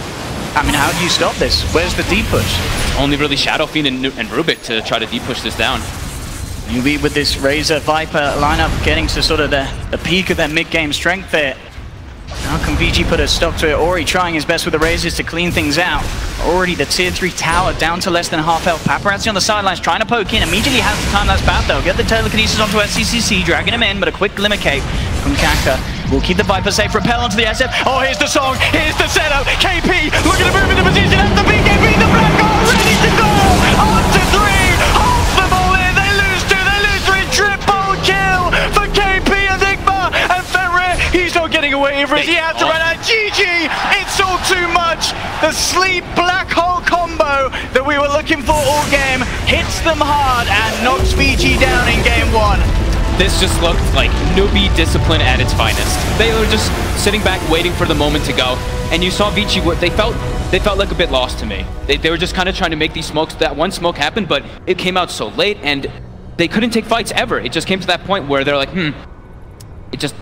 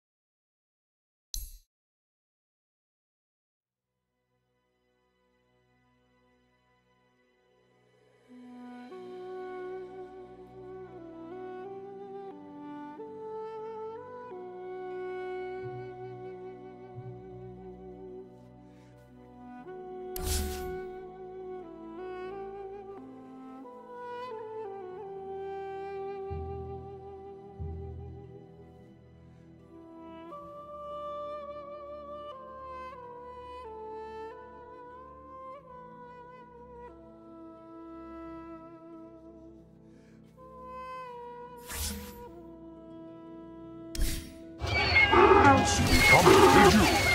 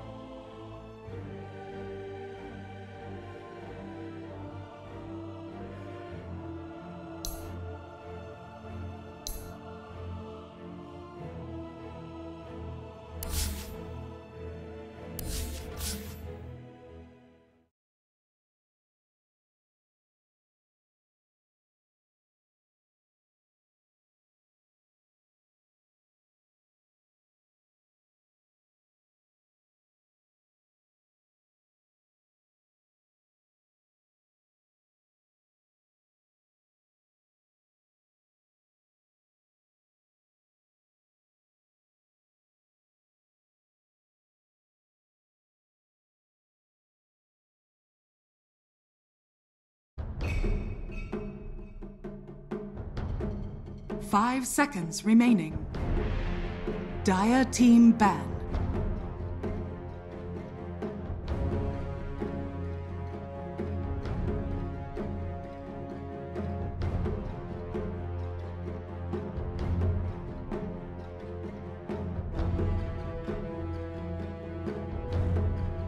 Seconds remaining. The next on style, like that's what Korea was. It was the laughing stock of the Dota scene to some extent. Yeah, before March. Somewhat unwarranted, and over time the Koreans obviously proved themselves fantastically. But I mean, I kind of laugh. We were still kind of friends back then, but over time, obviously, he got very successful, had tons of results. But he's a very emotional guy, and I think he is. That's partly why I loved him playing, because he played emotionally as well. Yeah, that's where the Aussie pride came back for God. As soon as QL started doing well, he's like, "You're the best, buddy." Yeah, well, he's got others to cheer for today, and we shouldn't be too mean because it is Australia Upside Down Day today. That's true. Yeah. Happy Australia Day. Yes, happy Upside Down world today. We're going to get back to this draft fairly shortly. Let's move towards that, I guess. I also want to talk a little bit about 707D. Is it made that much of an impact? I feel like there were some item changes and there were some minor changes to heroes, but it doesn't seem to have impacted too much. I mean, Morphing probably is the biggest one, I guess. In terms of not being picked. We haven't seen it at all here, have we? I think the biggest single thing is I don't think we've had a settled meta since, since before TI, really. If you looked at 7.0, if you look at ESL1 Hamburg, there were still innovations, there were still heroes coming to the fore at the end of 706, and then we have this massive new patch, and we've had 3 sub patches since. I think it's almost an axiom of Dota that when nobody knows what's good, everybody just gravitates back to push strats, and I think we're almost seeing that right now. That the meta is very unsettled. People are 1 and 2 heroes right now. The successful 1 and 2s are almost all pushing cores. I think we are going to see some evolution away from that, but it's going to be slow, I believe. Is that good or bad though? It's probably good. I think overall we're seeing the game head in a pretty interesting direction. I mean, I personally love all the changes with talents. I like that 7D nerfs where it's like the Mask of Madness, Medusa farming cores. That was not the most exciting to watch. So we're seeing much more team fight, much more focus on taking objectives, not just sitting back, farming up your ancient stacks and all that. So I do like the tweaks we've seen throughout the patches. Don't forget the most important change in a good place of 707B. Change of Meteor Hammer channeling time from 3 to 2.5. Now we're talking. Now we've got some combo material ready. Are you trying to ruin everyone's here as well? Yeah, everyone build Meteor Hammer. Yeah. What was the who pulled off a really good one the other day? Kuro, was it? Yeah, that's ancient apparition. Pulled down the Meteor Hammer on the Tusk Snowball. Yeah. He's like, oh, you're gonna snowball, huh? Yeah. You're gonna move yourself up in one little area, huh? Yeah, worked perfect. See you in 2.5 seconds. Yeah. How many more buffs does it require Aeon Disc to become useful? It is useful. It is useful? Okay, it's very niche situation, but it's fantastic in those situations. Okay. All right, let's get back to the draft then. As you can see, we're through the bans. Any surprises, Alan? No, I think that the big innovation, obviously here, really, I think the only change from game 1, the Omni Knight is different, but also Newbie choosing to take the SF off the board instead of the clock. So they're just going to go ahead and get rid of the SF directly. Instead of the Death Prophet as well, which is... I feel like Newbie's planning to first 2 pick it, since they're not banning it. And they know Vinci's unlikely to first pick a Death Prophet, so I think Newbie's 1-2 is going to be like a Death Prophet +1. What are you doing? What are you doing? Hovering over the Shadow Demon? Yeah, I saw that too. Oh, no. First pick SD? So the change up is, they're like, all right, we have first pick again. Guys. Wait. They have first pick this time. No, Newbie had first pick last time. There you go. That was the point I was trying to make. That is the right answer, by the way. We have first pick. What's the most OP hero of the patch right now? They like it. Well, so when they hovered over Shadow Demon, I was like, that's not an OP hero. What are you doing? If you believe the pub numbers, it's Lycan. If you believe the pro match numbers, it's either Elder Titan or Terribly. Just depends. I think it's Lycan, personally. I'm on the Elder Titan bandwagon that hero. I think ET is fantastic. This is not a hero. You know, it's interesting because as recently as a couple weeks ago, first phase Tiny was a staple. We've seen first phase Tiny fall off a little bit. Yeah, it was their last game and didn't get banned out until the second stage, so... Interesting. Naga, again, very early on. They're instantly just prepping a team fight. And Naga looks really good with Tiny as well. You've got the minus armor coming out from the root side. Not normally what you talk about. Obviously, the Ensnare very strong versus the Lycan as well. You just want really solid lockdown versus this Lycan hero. Was that Naga a ban-worthy Naga from the first game? Could you have called that a borderline first ban? Definitely borderline, but it's kind of like you always got to pick your poison a bit. I think if it makes sense, you definitely would have banned it second phase. But I would ban Naga against Newbie. I would give them. Yeah. Naga, just up to the numbers, Naga is now 29, after that last game, 29 and 10. Almost at 75% win rate in the last 30 days in Pro Dota. That's bannable, isn't it? It's pretty bannable. I think if this were another team, I'd say you go Tusk here. Oh, no, it is already banned. Okay, yeah. It is already banned. First ban both games. Lion, oh man. Well, why Lion? It's a Lionum Classic. I guess. It's not like it's a core Naga, though. They wanted 2 disables because Tiny is so good at getting rid of them.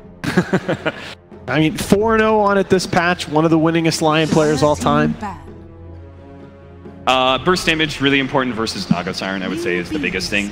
Combined with the fact that you have strong initiation, strong lockdown. So you can jump the Naga, blow her up, or you can jump another hero and blow it up before the Song of Siren comes in. And they can't take the fight against you in a 5v5 because they're down a number. You get 0 burst out of the Lycan, I guess. So yeah, coming from elsewhere in the draft. I mean, don't you have to ban Enigma? Tied first, Enigma second, perhaps. That should be the 2 bans unless they really feel like they can run over Newbie's draft, which is possible. You gotta, if they had a Lycan last game, things would have been very, very different. That's the kind of pick they needed to run over this heavy teamfight draft because you just push through towers so fast. You take Roche, you get the Aegis, which is the counter to the teamfight draft, and then you can punish those cooldowns going down. Black Hole's being used, Sleep's being used, boom, we take 2, 3 objectives. Yeah. I don't know. Enigma's a slow enough hero I'd actually be okay with giving it up. I'm being much more afraid of that Rider. That was actually a counterpoint that I wanted to make for what you said, Gods, is that not only did Vici not have enough of a push, but their 2 cores didn't go pushing item builds. The Weaver going Diffusal first instead of Deso, the SF going Yasha first. They didn't have a whole lot of... If you look at how EG played their no teamfight lineup, it was very much centered on pushing towers, not just tankiness. So they do ban the Enigma. Death Prophet banned by Newbie. Yep. Dat Raptor?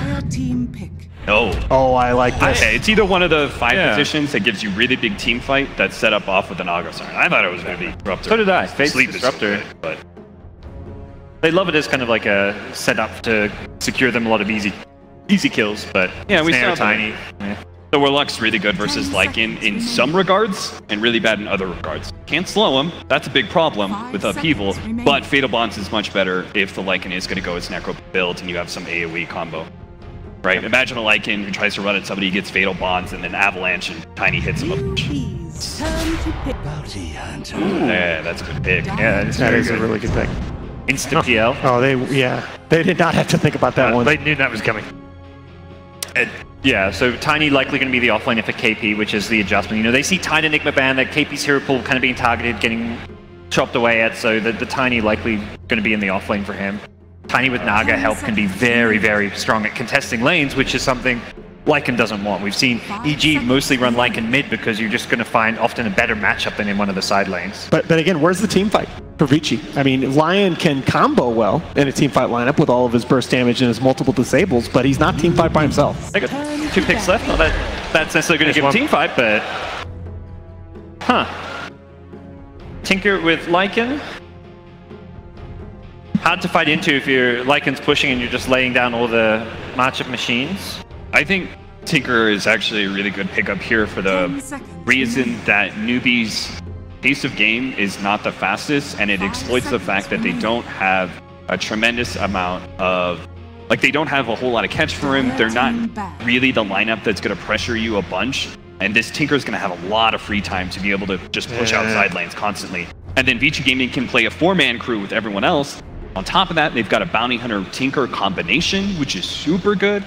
Yep. And it means that in their team fight, they also have superior team fight, I think. It's also great because there's only one hero you can really counter with, which I'm sure is Storm. Like, I don't know anything else Vici can really consider banning. Yeah, I think... Yeah, I mean, SCCC Storm was 2 games against Liquid yesterday. I think he was like 30, 10, and 36. I can't believe they lost game 2. Batrider, 100% the ban. There's no question. You don't think? And I think Storm could have been a ban. I think Storm for Newbie here is... I'm totally on this God's offline Tiny bandwagon. I guess it's where it always comes down to where the Tiny's going. Like I've kind of in my head like Tiny's playing this offlane Tiny, but for me it's like the lineup is super slow. You have a Tiny offlane, you have 2 supports that don't do a whole lot for you early, you have a Phantom Lancer and a Storm that both need to farm up. That for me, pace of game-wise, is a little bit too slow. Yeah, right. I can see that actually. So what do you like as your offlane? Well, I like Legion Commander for Vici Gaming here. Other than that, for newbie, I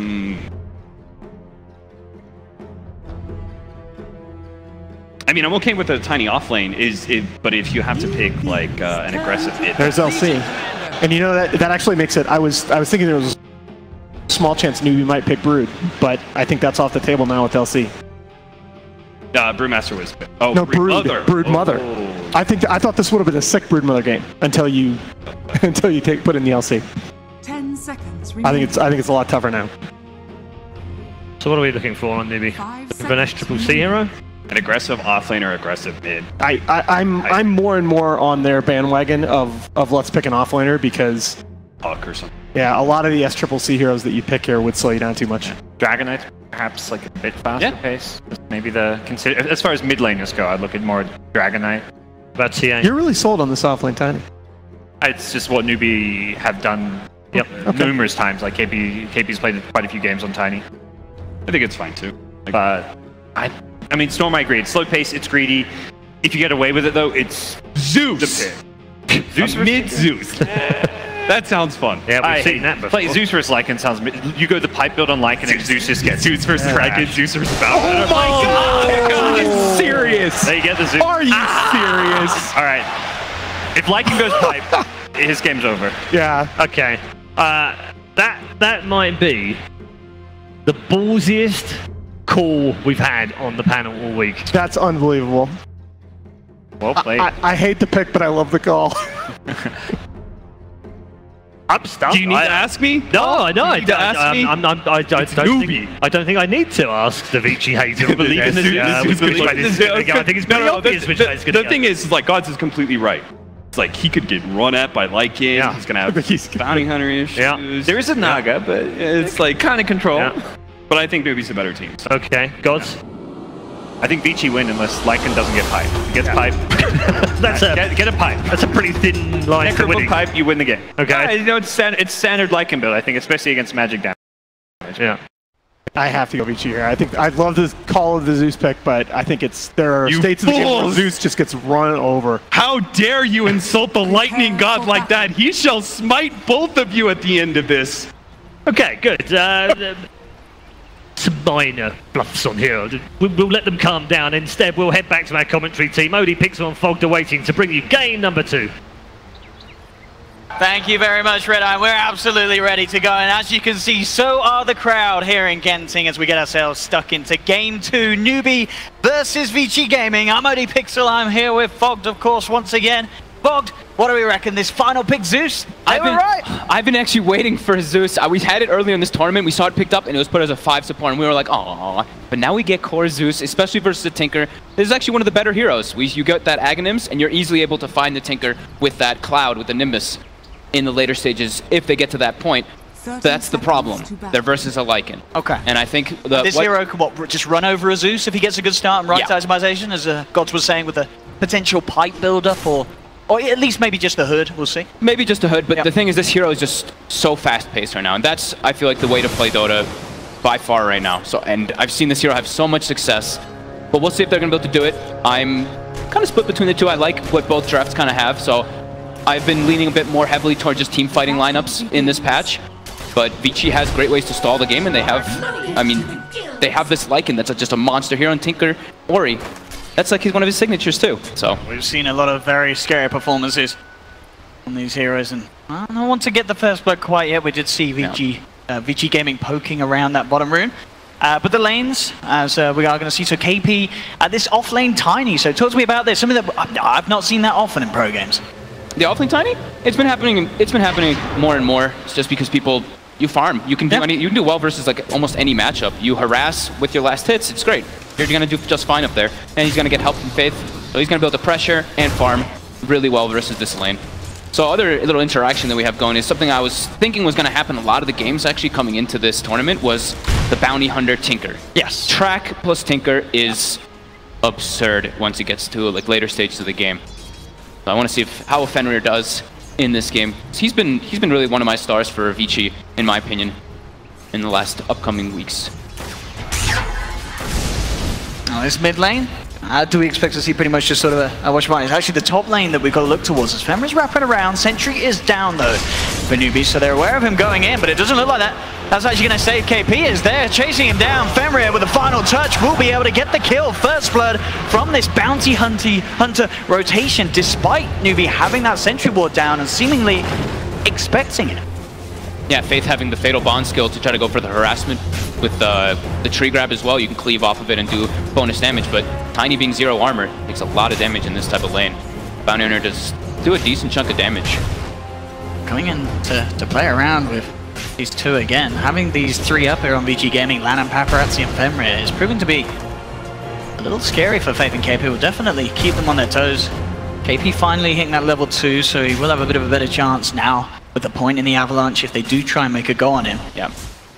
That was the important thing that VG did do, is they emphasized on going for that level 1, so there was no way actually to stop him. Oh, that's my bouncy rune, Kaka says. I'll grab that one. Young 11 will be able to get his hands on a haste rune. Is he gonna go pull a wave? That would be neat. Kinda stay contesting it. So that mid matchup you were talking about a little bit. Yeah, trade farm, absolutely. Just gonna see lots of clarities brought out for the Zeus. Tinker's gonna probably be able to bully a bit just because of that bonus magic one charges, and he's not really at risk of dying at all. And we'll probably see a, Fenrir making moves around the map between that top and mid lane mostly. Bottom lane, Young 11 trying to do his best to man up against Mugi. They have Worming Hods and Procs and the Massive keeping him good. Top lane though, a bit of a go being made by VG Gaming again. There is the Shadow Word heal, helping Faith out a little bit, and it will be enough to keep him just alive. 22 HP it goes down to. Whew, that was close.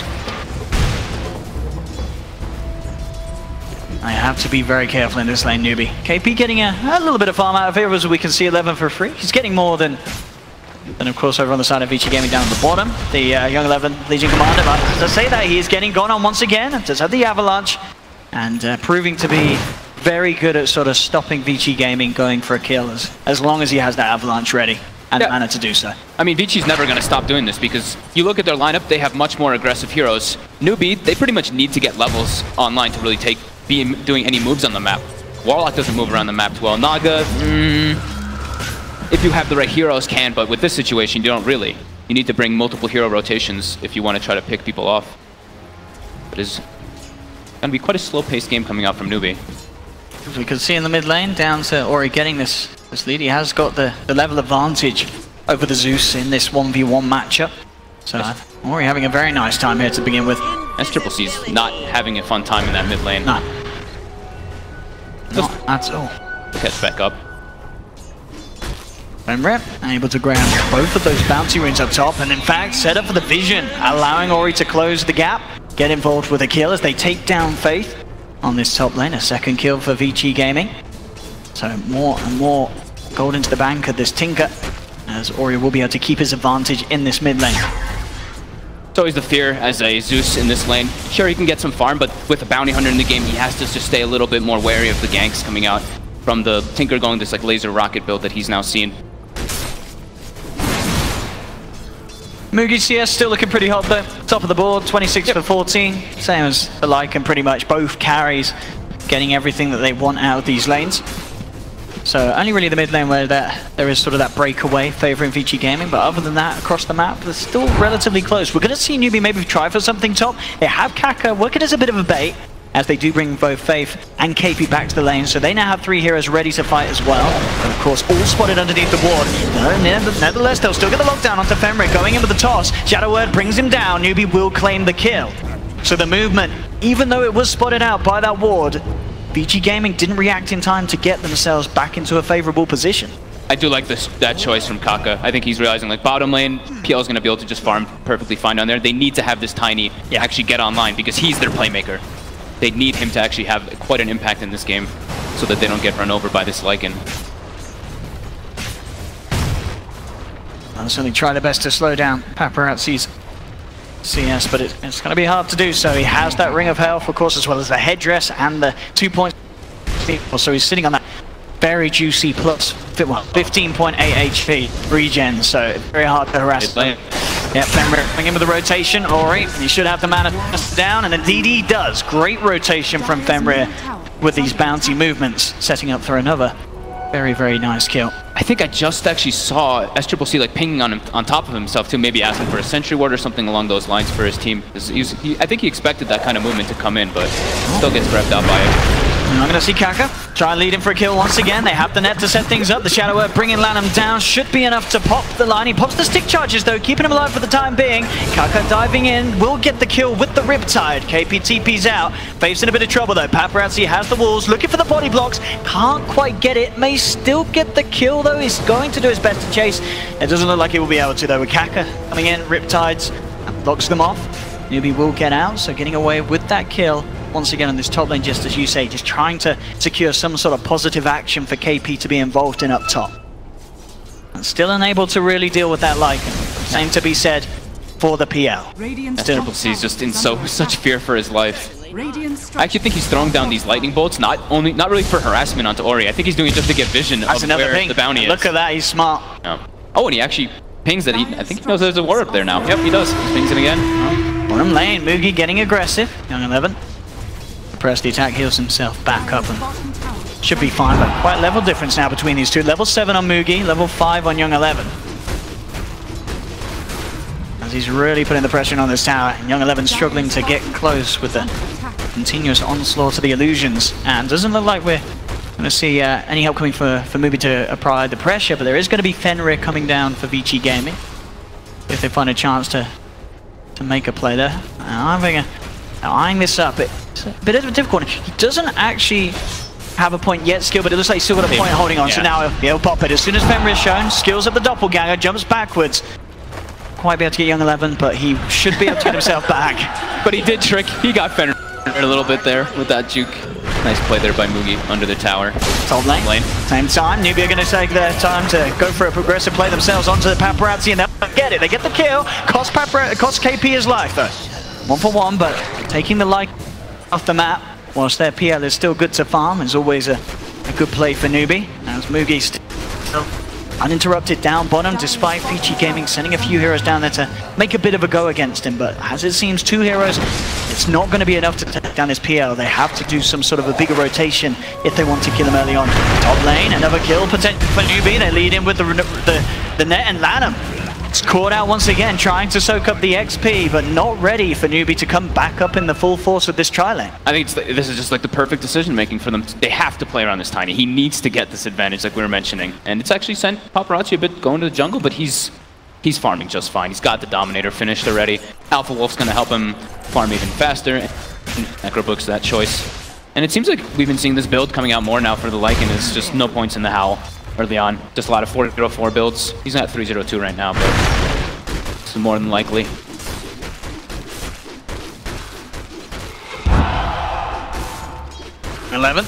Still really in no threat in this lane. It's very much still a free lane for him to also continue farming, working his way towards the Blink Dagger, as long as it is just the PL down here. And for the most part, as we've seen it has been for Newbie, as they are more than happy leaving Mugi on his own.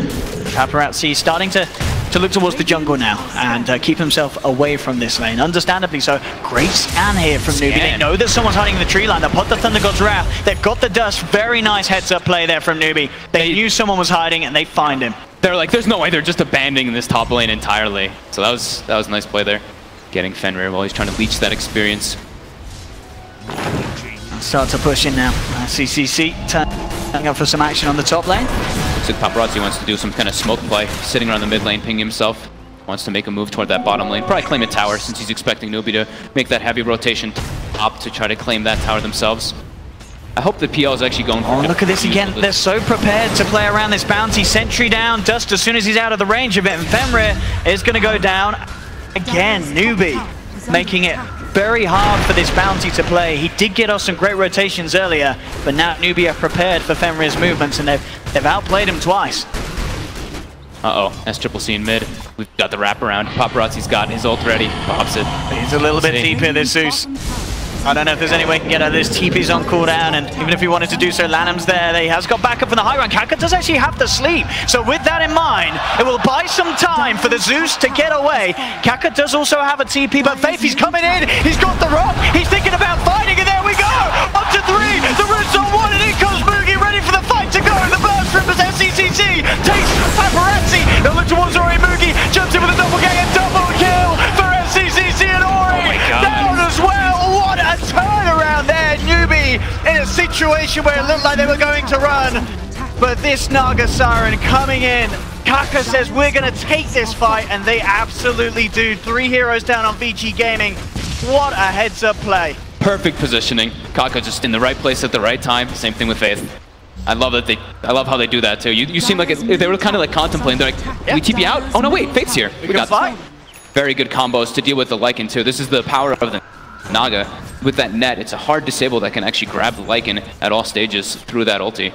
Absolutely. We've seen, you know, in the first game how well Newbie can utilize this sort of Naga +1 combo. And VG Gaming knew that in the draft. Well, the Void was gone, Tide was gone, Enigma was gone. They might we say we can do it with Warlock. They might be putting up a standpoint of getting rid of this Naga for Kaka, because this is starting to get ridiculous.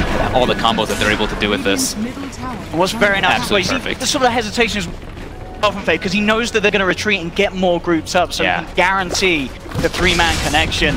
And with Moogie turning up to the fight as well, just getting involved, and big kills for SCCC. Now, certainly, bam, this Zeus shooting up the charts, and he's up there at the top. We're going to see another fight kick off straight away, though, because VG Gaming trying to invade the jungle. Young and Lemon's falling low. SCCC's already found the line. Again, Newbie taking down 2. As VG Gaming coming into territory that they should not have been in, as we're starting to see this network shoot very early on in favor of the way of Newbie. Newbie collapses so quickly. That's what I've noticed about their games. Even when they're trying to like take fights, you see sometimes they have like 3 or 4 people, and then you just see like the other guy just always starts making. They're always trying to take the fights with this. And that's why like the panel was mentioned. These guys, they love to draft the team fight. That's what it's all about. Vici though, can they get some momentum coming back in their way? They do have the boots of travel ready, but they don't have those type of, you know, they don't have anything that they want to like do, like on the contrary, like they're like, oh, ultis are down, but can they really go for some type of smoke play here? They really need that Legion blink before they can actually go for anything like that. So that'll probably be the crucial moment of when we actually see Vici getting more aggressive. But they don't have any way to take advantage of these big cooldowns being down. Pretty unfortunate. Until the point where there's any sort of BKB or pipe or hood on the side, you just can't go into a fight against Newbie. We've got Fatal Bombs, plus Zeus, plus you know, all of this. The Moogie now having a Diffusal Blade. There's just no way you can sort of withstand that sort of damage in a 5v5 engagement if you're VG Gaming at this point of the game. Yeah. I'm really glad Moogie went for the Diffusal build this game too. Yeah. I just want, I like it, I personally just like it more because it's more about that like fighting aspect. Some games I can understand the battle theory, so you can get your timings at differently, but I feel like just fighting in this patch is really rewarding. Absolutely, especially with the lineup they have, having sort of this Tiny and Zeus. You know that these guys, they want to go now. They don't want to leave it late. Sure, the Lycan might not scale to great, but you never want to go late in a game where there's a Tinker, and especially someone as proficient as Ori, as that Tinker can always cause massive issues later on. They're hunting for him here, but he will be able to keep his distance. KP's going to get his Blink Dagger already finished up now too, so that's going to give a lot more options for Newbie. That kill threshold can actually work pretty well with the Tiny, so he can burst people, and then with the Zeus ulti on top, he can kill most of the targets actually on the side of Vici. Some nice, very deep wards being placed in the last couple moments by Fenrir on the Bounty Hunter. But they will be able to at least see where Newbie does want to take those fights and where the smokes do come out. And I think that's the nature of their lineup, the way that they were drafting. They were just like, we're not a team fight team by any means. We just have to split up the map, use the resources as best as possible, but Newbie looking to fight non-stop. There we go, here's the smoke for Newbie. I believe it was just out of range of that. Himself a one.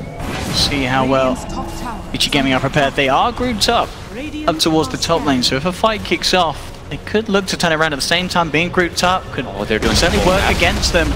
With this Naga Warlock wraparound, can they find the perfect opportunity? Karkar's leading the way.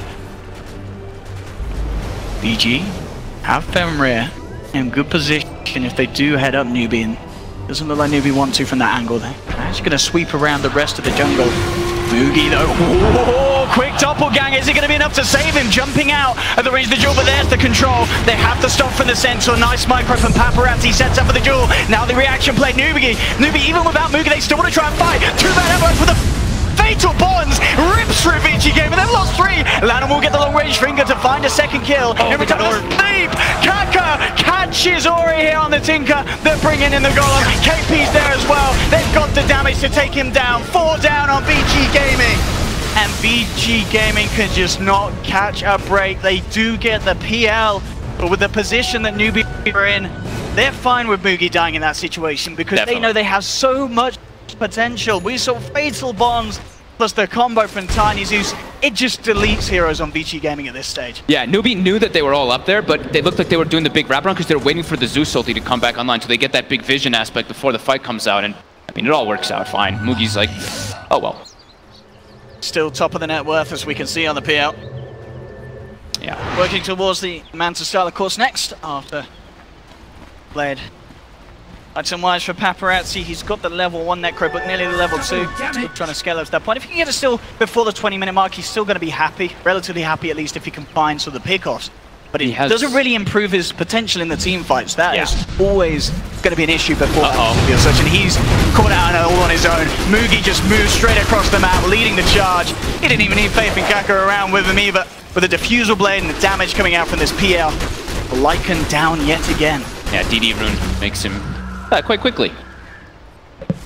Vici now, it's looking a bit similar to the last game, right? It's starting to get to that point where Newbie is feeling pretty commanding in this one. They have such good vision on the map.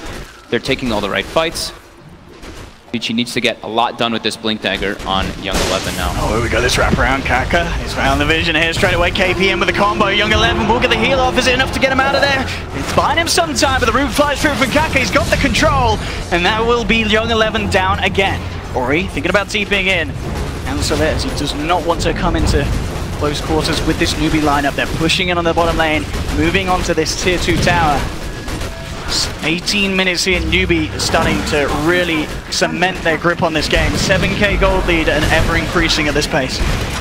It's going to be hard to break high ground if they ever want to go for that. Unless they have... Oh, unless they find a Tinker like this, straight away into the tree lines. KP blinks across. They've got that Tinker ward on the high ground. It's immediately pinged out by Vici Gaming. They know what's up, but those sort of wards setting up big plays and even more. Jumping from KP, he's got the control onto Ferret. Young 11 also in trouble. He's trying to get himself out. They may look to chase. Let's see. Looks like they'll play it safe. Newbie not yet wanting to dive up to the high ground. They'll keep it cool, back up, take the tier 2 tower. But Vici Gaming just seem absolutely unable to stop this momentum.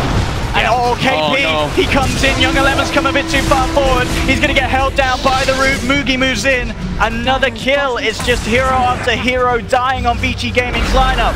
They're trying to take advantage of the time while the Tinker's down, try to get any damage on the tower as possible. Tinker now respawning though.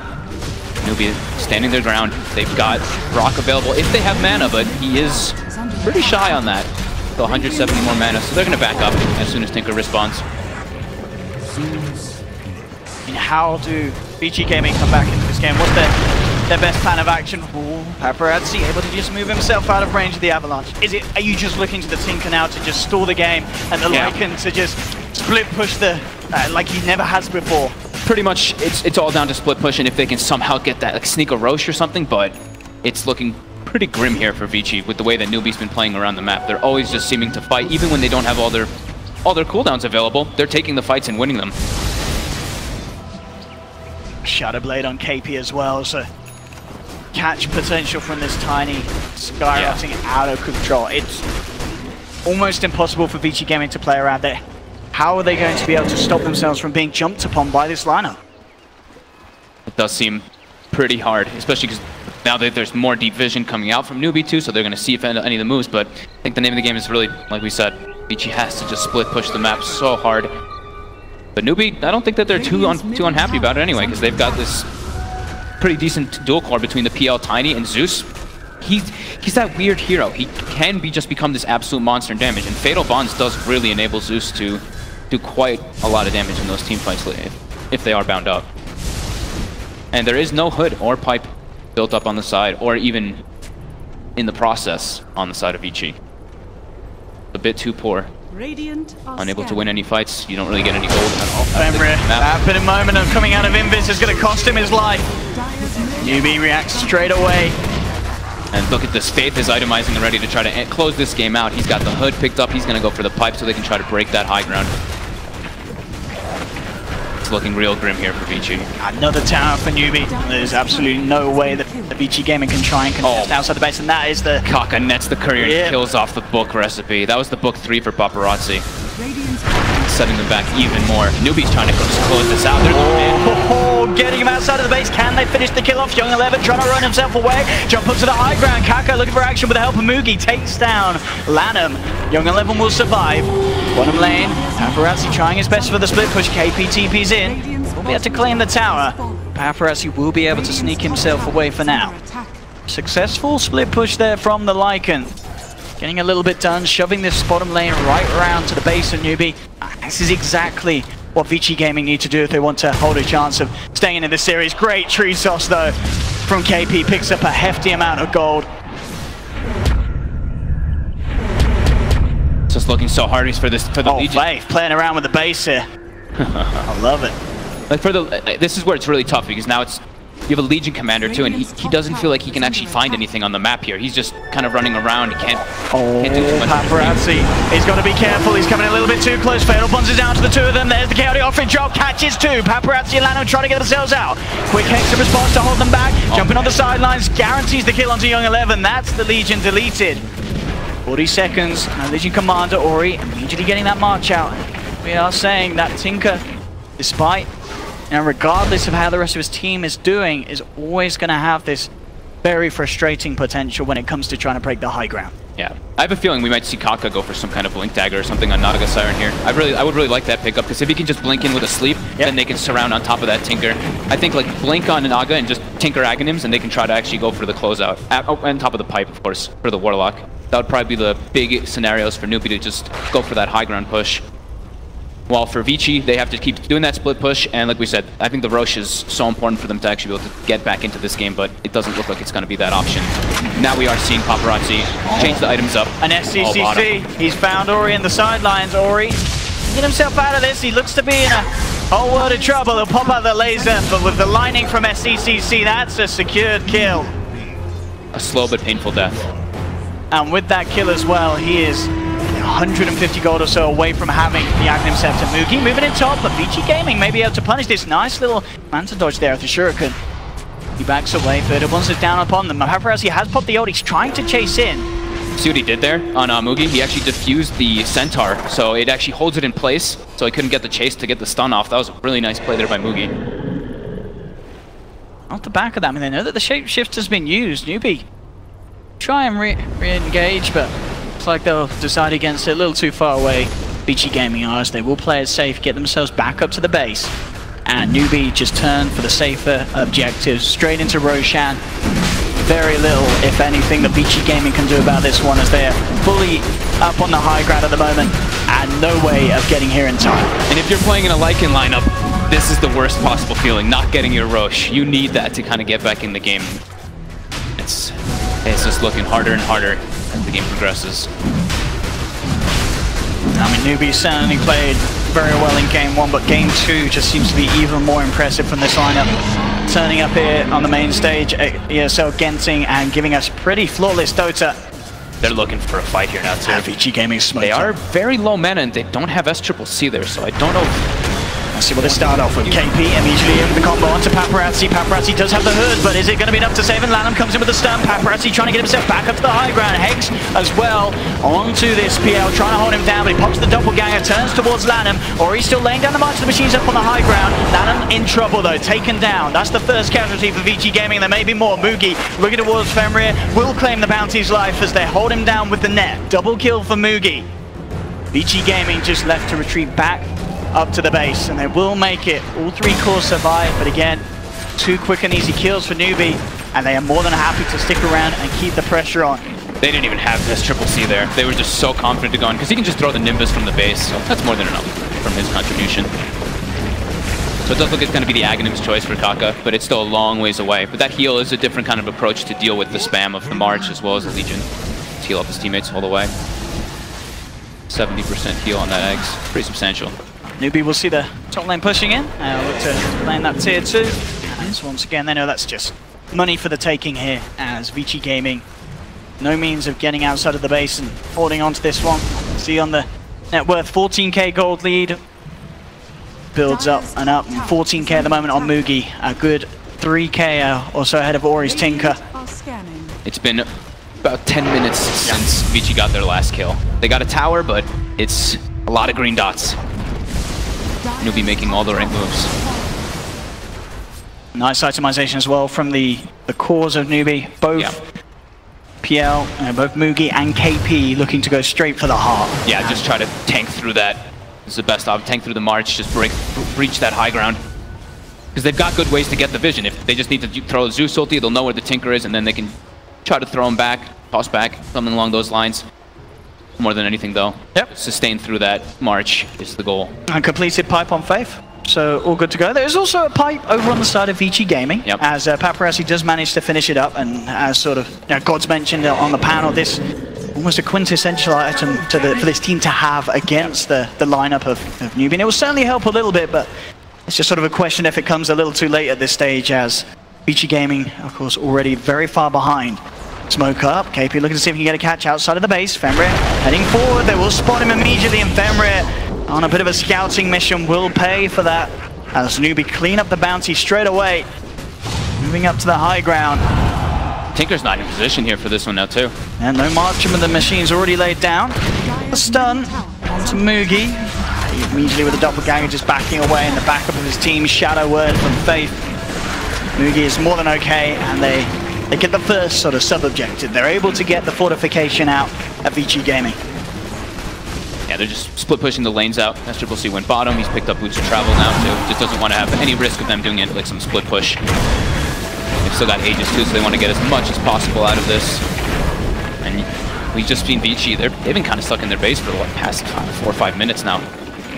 Unable to really even split push efficiently. It's fearful. Ori doesn't really want to boost of travel on many of the waves because he doesn't see KP for a moment.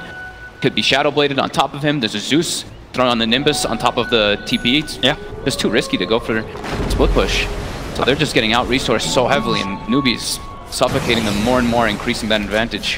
When Ori does have his Aghanims complete, that, you know, this is that you've got to bear in mind that there's this core hero on Vici's Gaming's lineup at the moment is sitting on 4k net worth yet to be invested. It is certainly going to make a difference, but of course, as we mentioned with the pipe, already on Faith, it's only going to be slightly, but still, you never can just understate how much a Tinker can do if played correctly. But it's so hard. You've already mentioned it. The sleep, one wrong move, and you're out. And Zeus is one of the better ones to punish that because of static. You just get hit by anything, like a little spell bounces to you, static field hits you, you can't blink away. And he's trying to get the courier out for the point booster, but look who's here, KP. Oh, that was very quick reactions. He's got the blink up. Can KP find it? He's got to be careful with it. Doesn't go for it. Fenrir. In lane, Mugi moving in straight away to Fenrir. They'll drop the chaotic offering straight away, take down the bounty hunter. Pipe is out by Paparazzi. Mugi's got the Shadow Word healing him back up. Lanham gets the Hex off. And Nimbus is down, causing chaos in the center of the fight for Vici Gaming. KP jumps into the midst of it all. Mugi committing as well, trying to find the kills. Blade Mail's down Young 11, but they'll just fight through it, take down the Legion anyway. 50 seconds, no Young 11 Legion commander. Newbie get the kill and immediately move down onto this bottom lane. Looking for that tier 3 tower. Ori has gotten his Aghanims. It took him quite a journey, but he does have it now. But the damage is done. The Rax is almost dropped down, and he's unable to put the marches in a decent position from where Newbie is approaching. Very quick with the blink there, backing himself off as Mugi moves in. Lanham's going to be off the mark with the stun. Does get the hex, rooted up. KP jumping in straight away, looking to control Fenrir on the back of it all. Lion gets bursted down. Vici Gaming just being kept in the base. The Nimbus Cloud down as well, holding them back as Newbie able to clean up the bottom racks without any sort of formidable defense from Vici Gaming. Mugi just forcing them further and further back into the fountains. The illusions build up. And what can Vici Gaming do to stop this? They're just there. Oh man, his team's just taking the barracks while he stands alone versus 4 heroes. AP immediately with a combo onto Young 11, who looks to try and TP into the midst of it all. He's held back by the root. That's going to be Young 11 going down again. They do manage to bring down Mugi. Massive kill for Vici Gaming, and with the PL gone, it will push them back. But of course, Newbie They've already claimed 2 sets of racks. VG Gaming, they need a massive cleanup, and they may not get it here. They have the song. QB thinking about how they can re-engage on this Shapeshift one. is ending. They're looking towards Paparazzi, and they're going to have him with the upheaval slowing him down. The Shuriken bounce, those massive the wraparound. Ori and Lanham, they've come from the back, but they have lost 3 on VG Gaming. How much can this Tinker and Lion do? I don't think there's going to be too much. They're trying their best. KP has the Shadow Blade. They do manage to... They're keeping themselves in this game. They're holding on the best they can, VG Gaming, but the lead, the advantage for Newbie just gets bigger and bigger. It's a 21k lead. They have the full set of racks down on them. They managed to get the melee racks middle lane. This is sort of just a hiccup in the overall flow of things for Newbie. Yeah. I don't think you're too upset at all. Absolutely. The damage was done, really. They got the racks. The racks is, but decent chunk of gold. So we're going to see Ori actually be able to go for that BKB, which he really desperately needs to be able to get into the fights versus the side of Newbie. As we've seen, I think, you know, as with the 2 last survivors there, both Ori and Lanham. I mean, Lanham, to be fair to the guy, playing a Lion in this sort of game, it's always going to be hard, but he has been hitting some pretty crucial stuns and hexes. There's no doubt about that, and it has set up for the combo of the Tinker to burst through some of these heroes as we saw in that last fight. Yeah, they need the fight for Vici. It needs to be like, they need to have like multiple tracks out, and the Tinker needs to throw so many blades and rockets because of the itemization coming out from Newbie, as we were mentioning. The pipe, the double hearts, they can withstand through a lot of this, and Newbie might just wait for that next Roche to come up. But I don't think they need to. They're ready to fight. They've got all the ults, and we've been saying so much, man. Team fight. It's a team fight. That's a Blink Dagger on Mugi as well, so even easier for him to get to those backlines. Find the Tinker, immediately dispatch the Lion if possible. And Young 11 has not been able to find his ground this game on the Legion Commander. He's 0-7. Only plus 10 dual damage at 32 minutes is never going to be feeling good.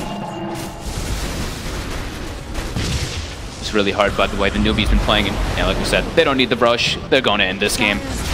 Tinker's not in position just yet, and they're actually already claimed the high ground. Well, they're going to need to do something about this VG game, and they cannot afford to be mega creeped at this stage. Lanham heading in, looking for the Hex of the stun. They do have the burst coming out. Ori actually popped the BKB, tries to move in, but there's the Naga Song of the Siren, and the Root as well, holding this Tinker in place. What can Ori do to survive it? It doesn't look too great. The Aghanim's heal as well from Kaka Song of the Siren, healing the team back up to full. They'll move in onto the Tinker. Ori's down for 70 seconds. No buyback available on him. Paparazzi trying to fight, but the Shapeshift runs out. He's going to be held in place. 3 down on VG Gaming. They'll lose Paparazzi as well, and G is called. An incredibly convincing start to the day for Newbie as they knock VG Gaming down 2-0. Newbie looking pretty darn good today, Fogg. Yes, as much as you might want to like harp on Vici, I think Newbie actually so little mistakes in this game. They made the right decisions all the time. Sure, SCCC may have died that one time in the mid lane, but he kind of knew, you know, he was pinging himself.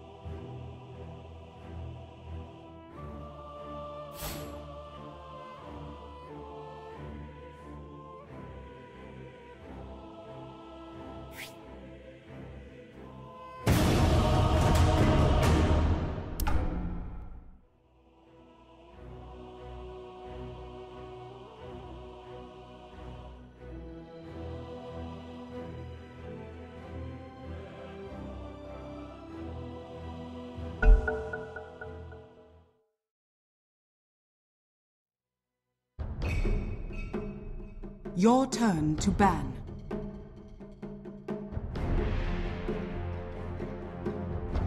Five seconds remaining.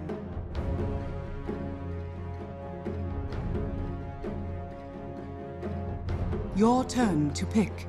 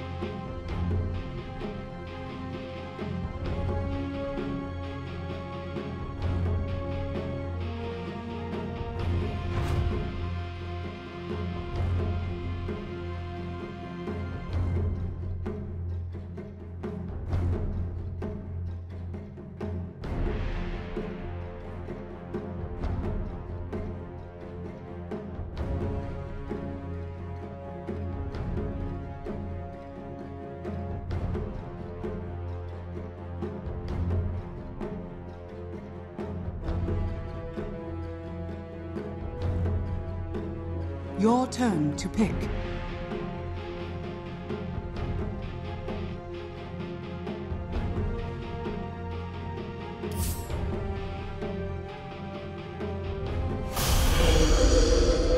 Your turn to pick.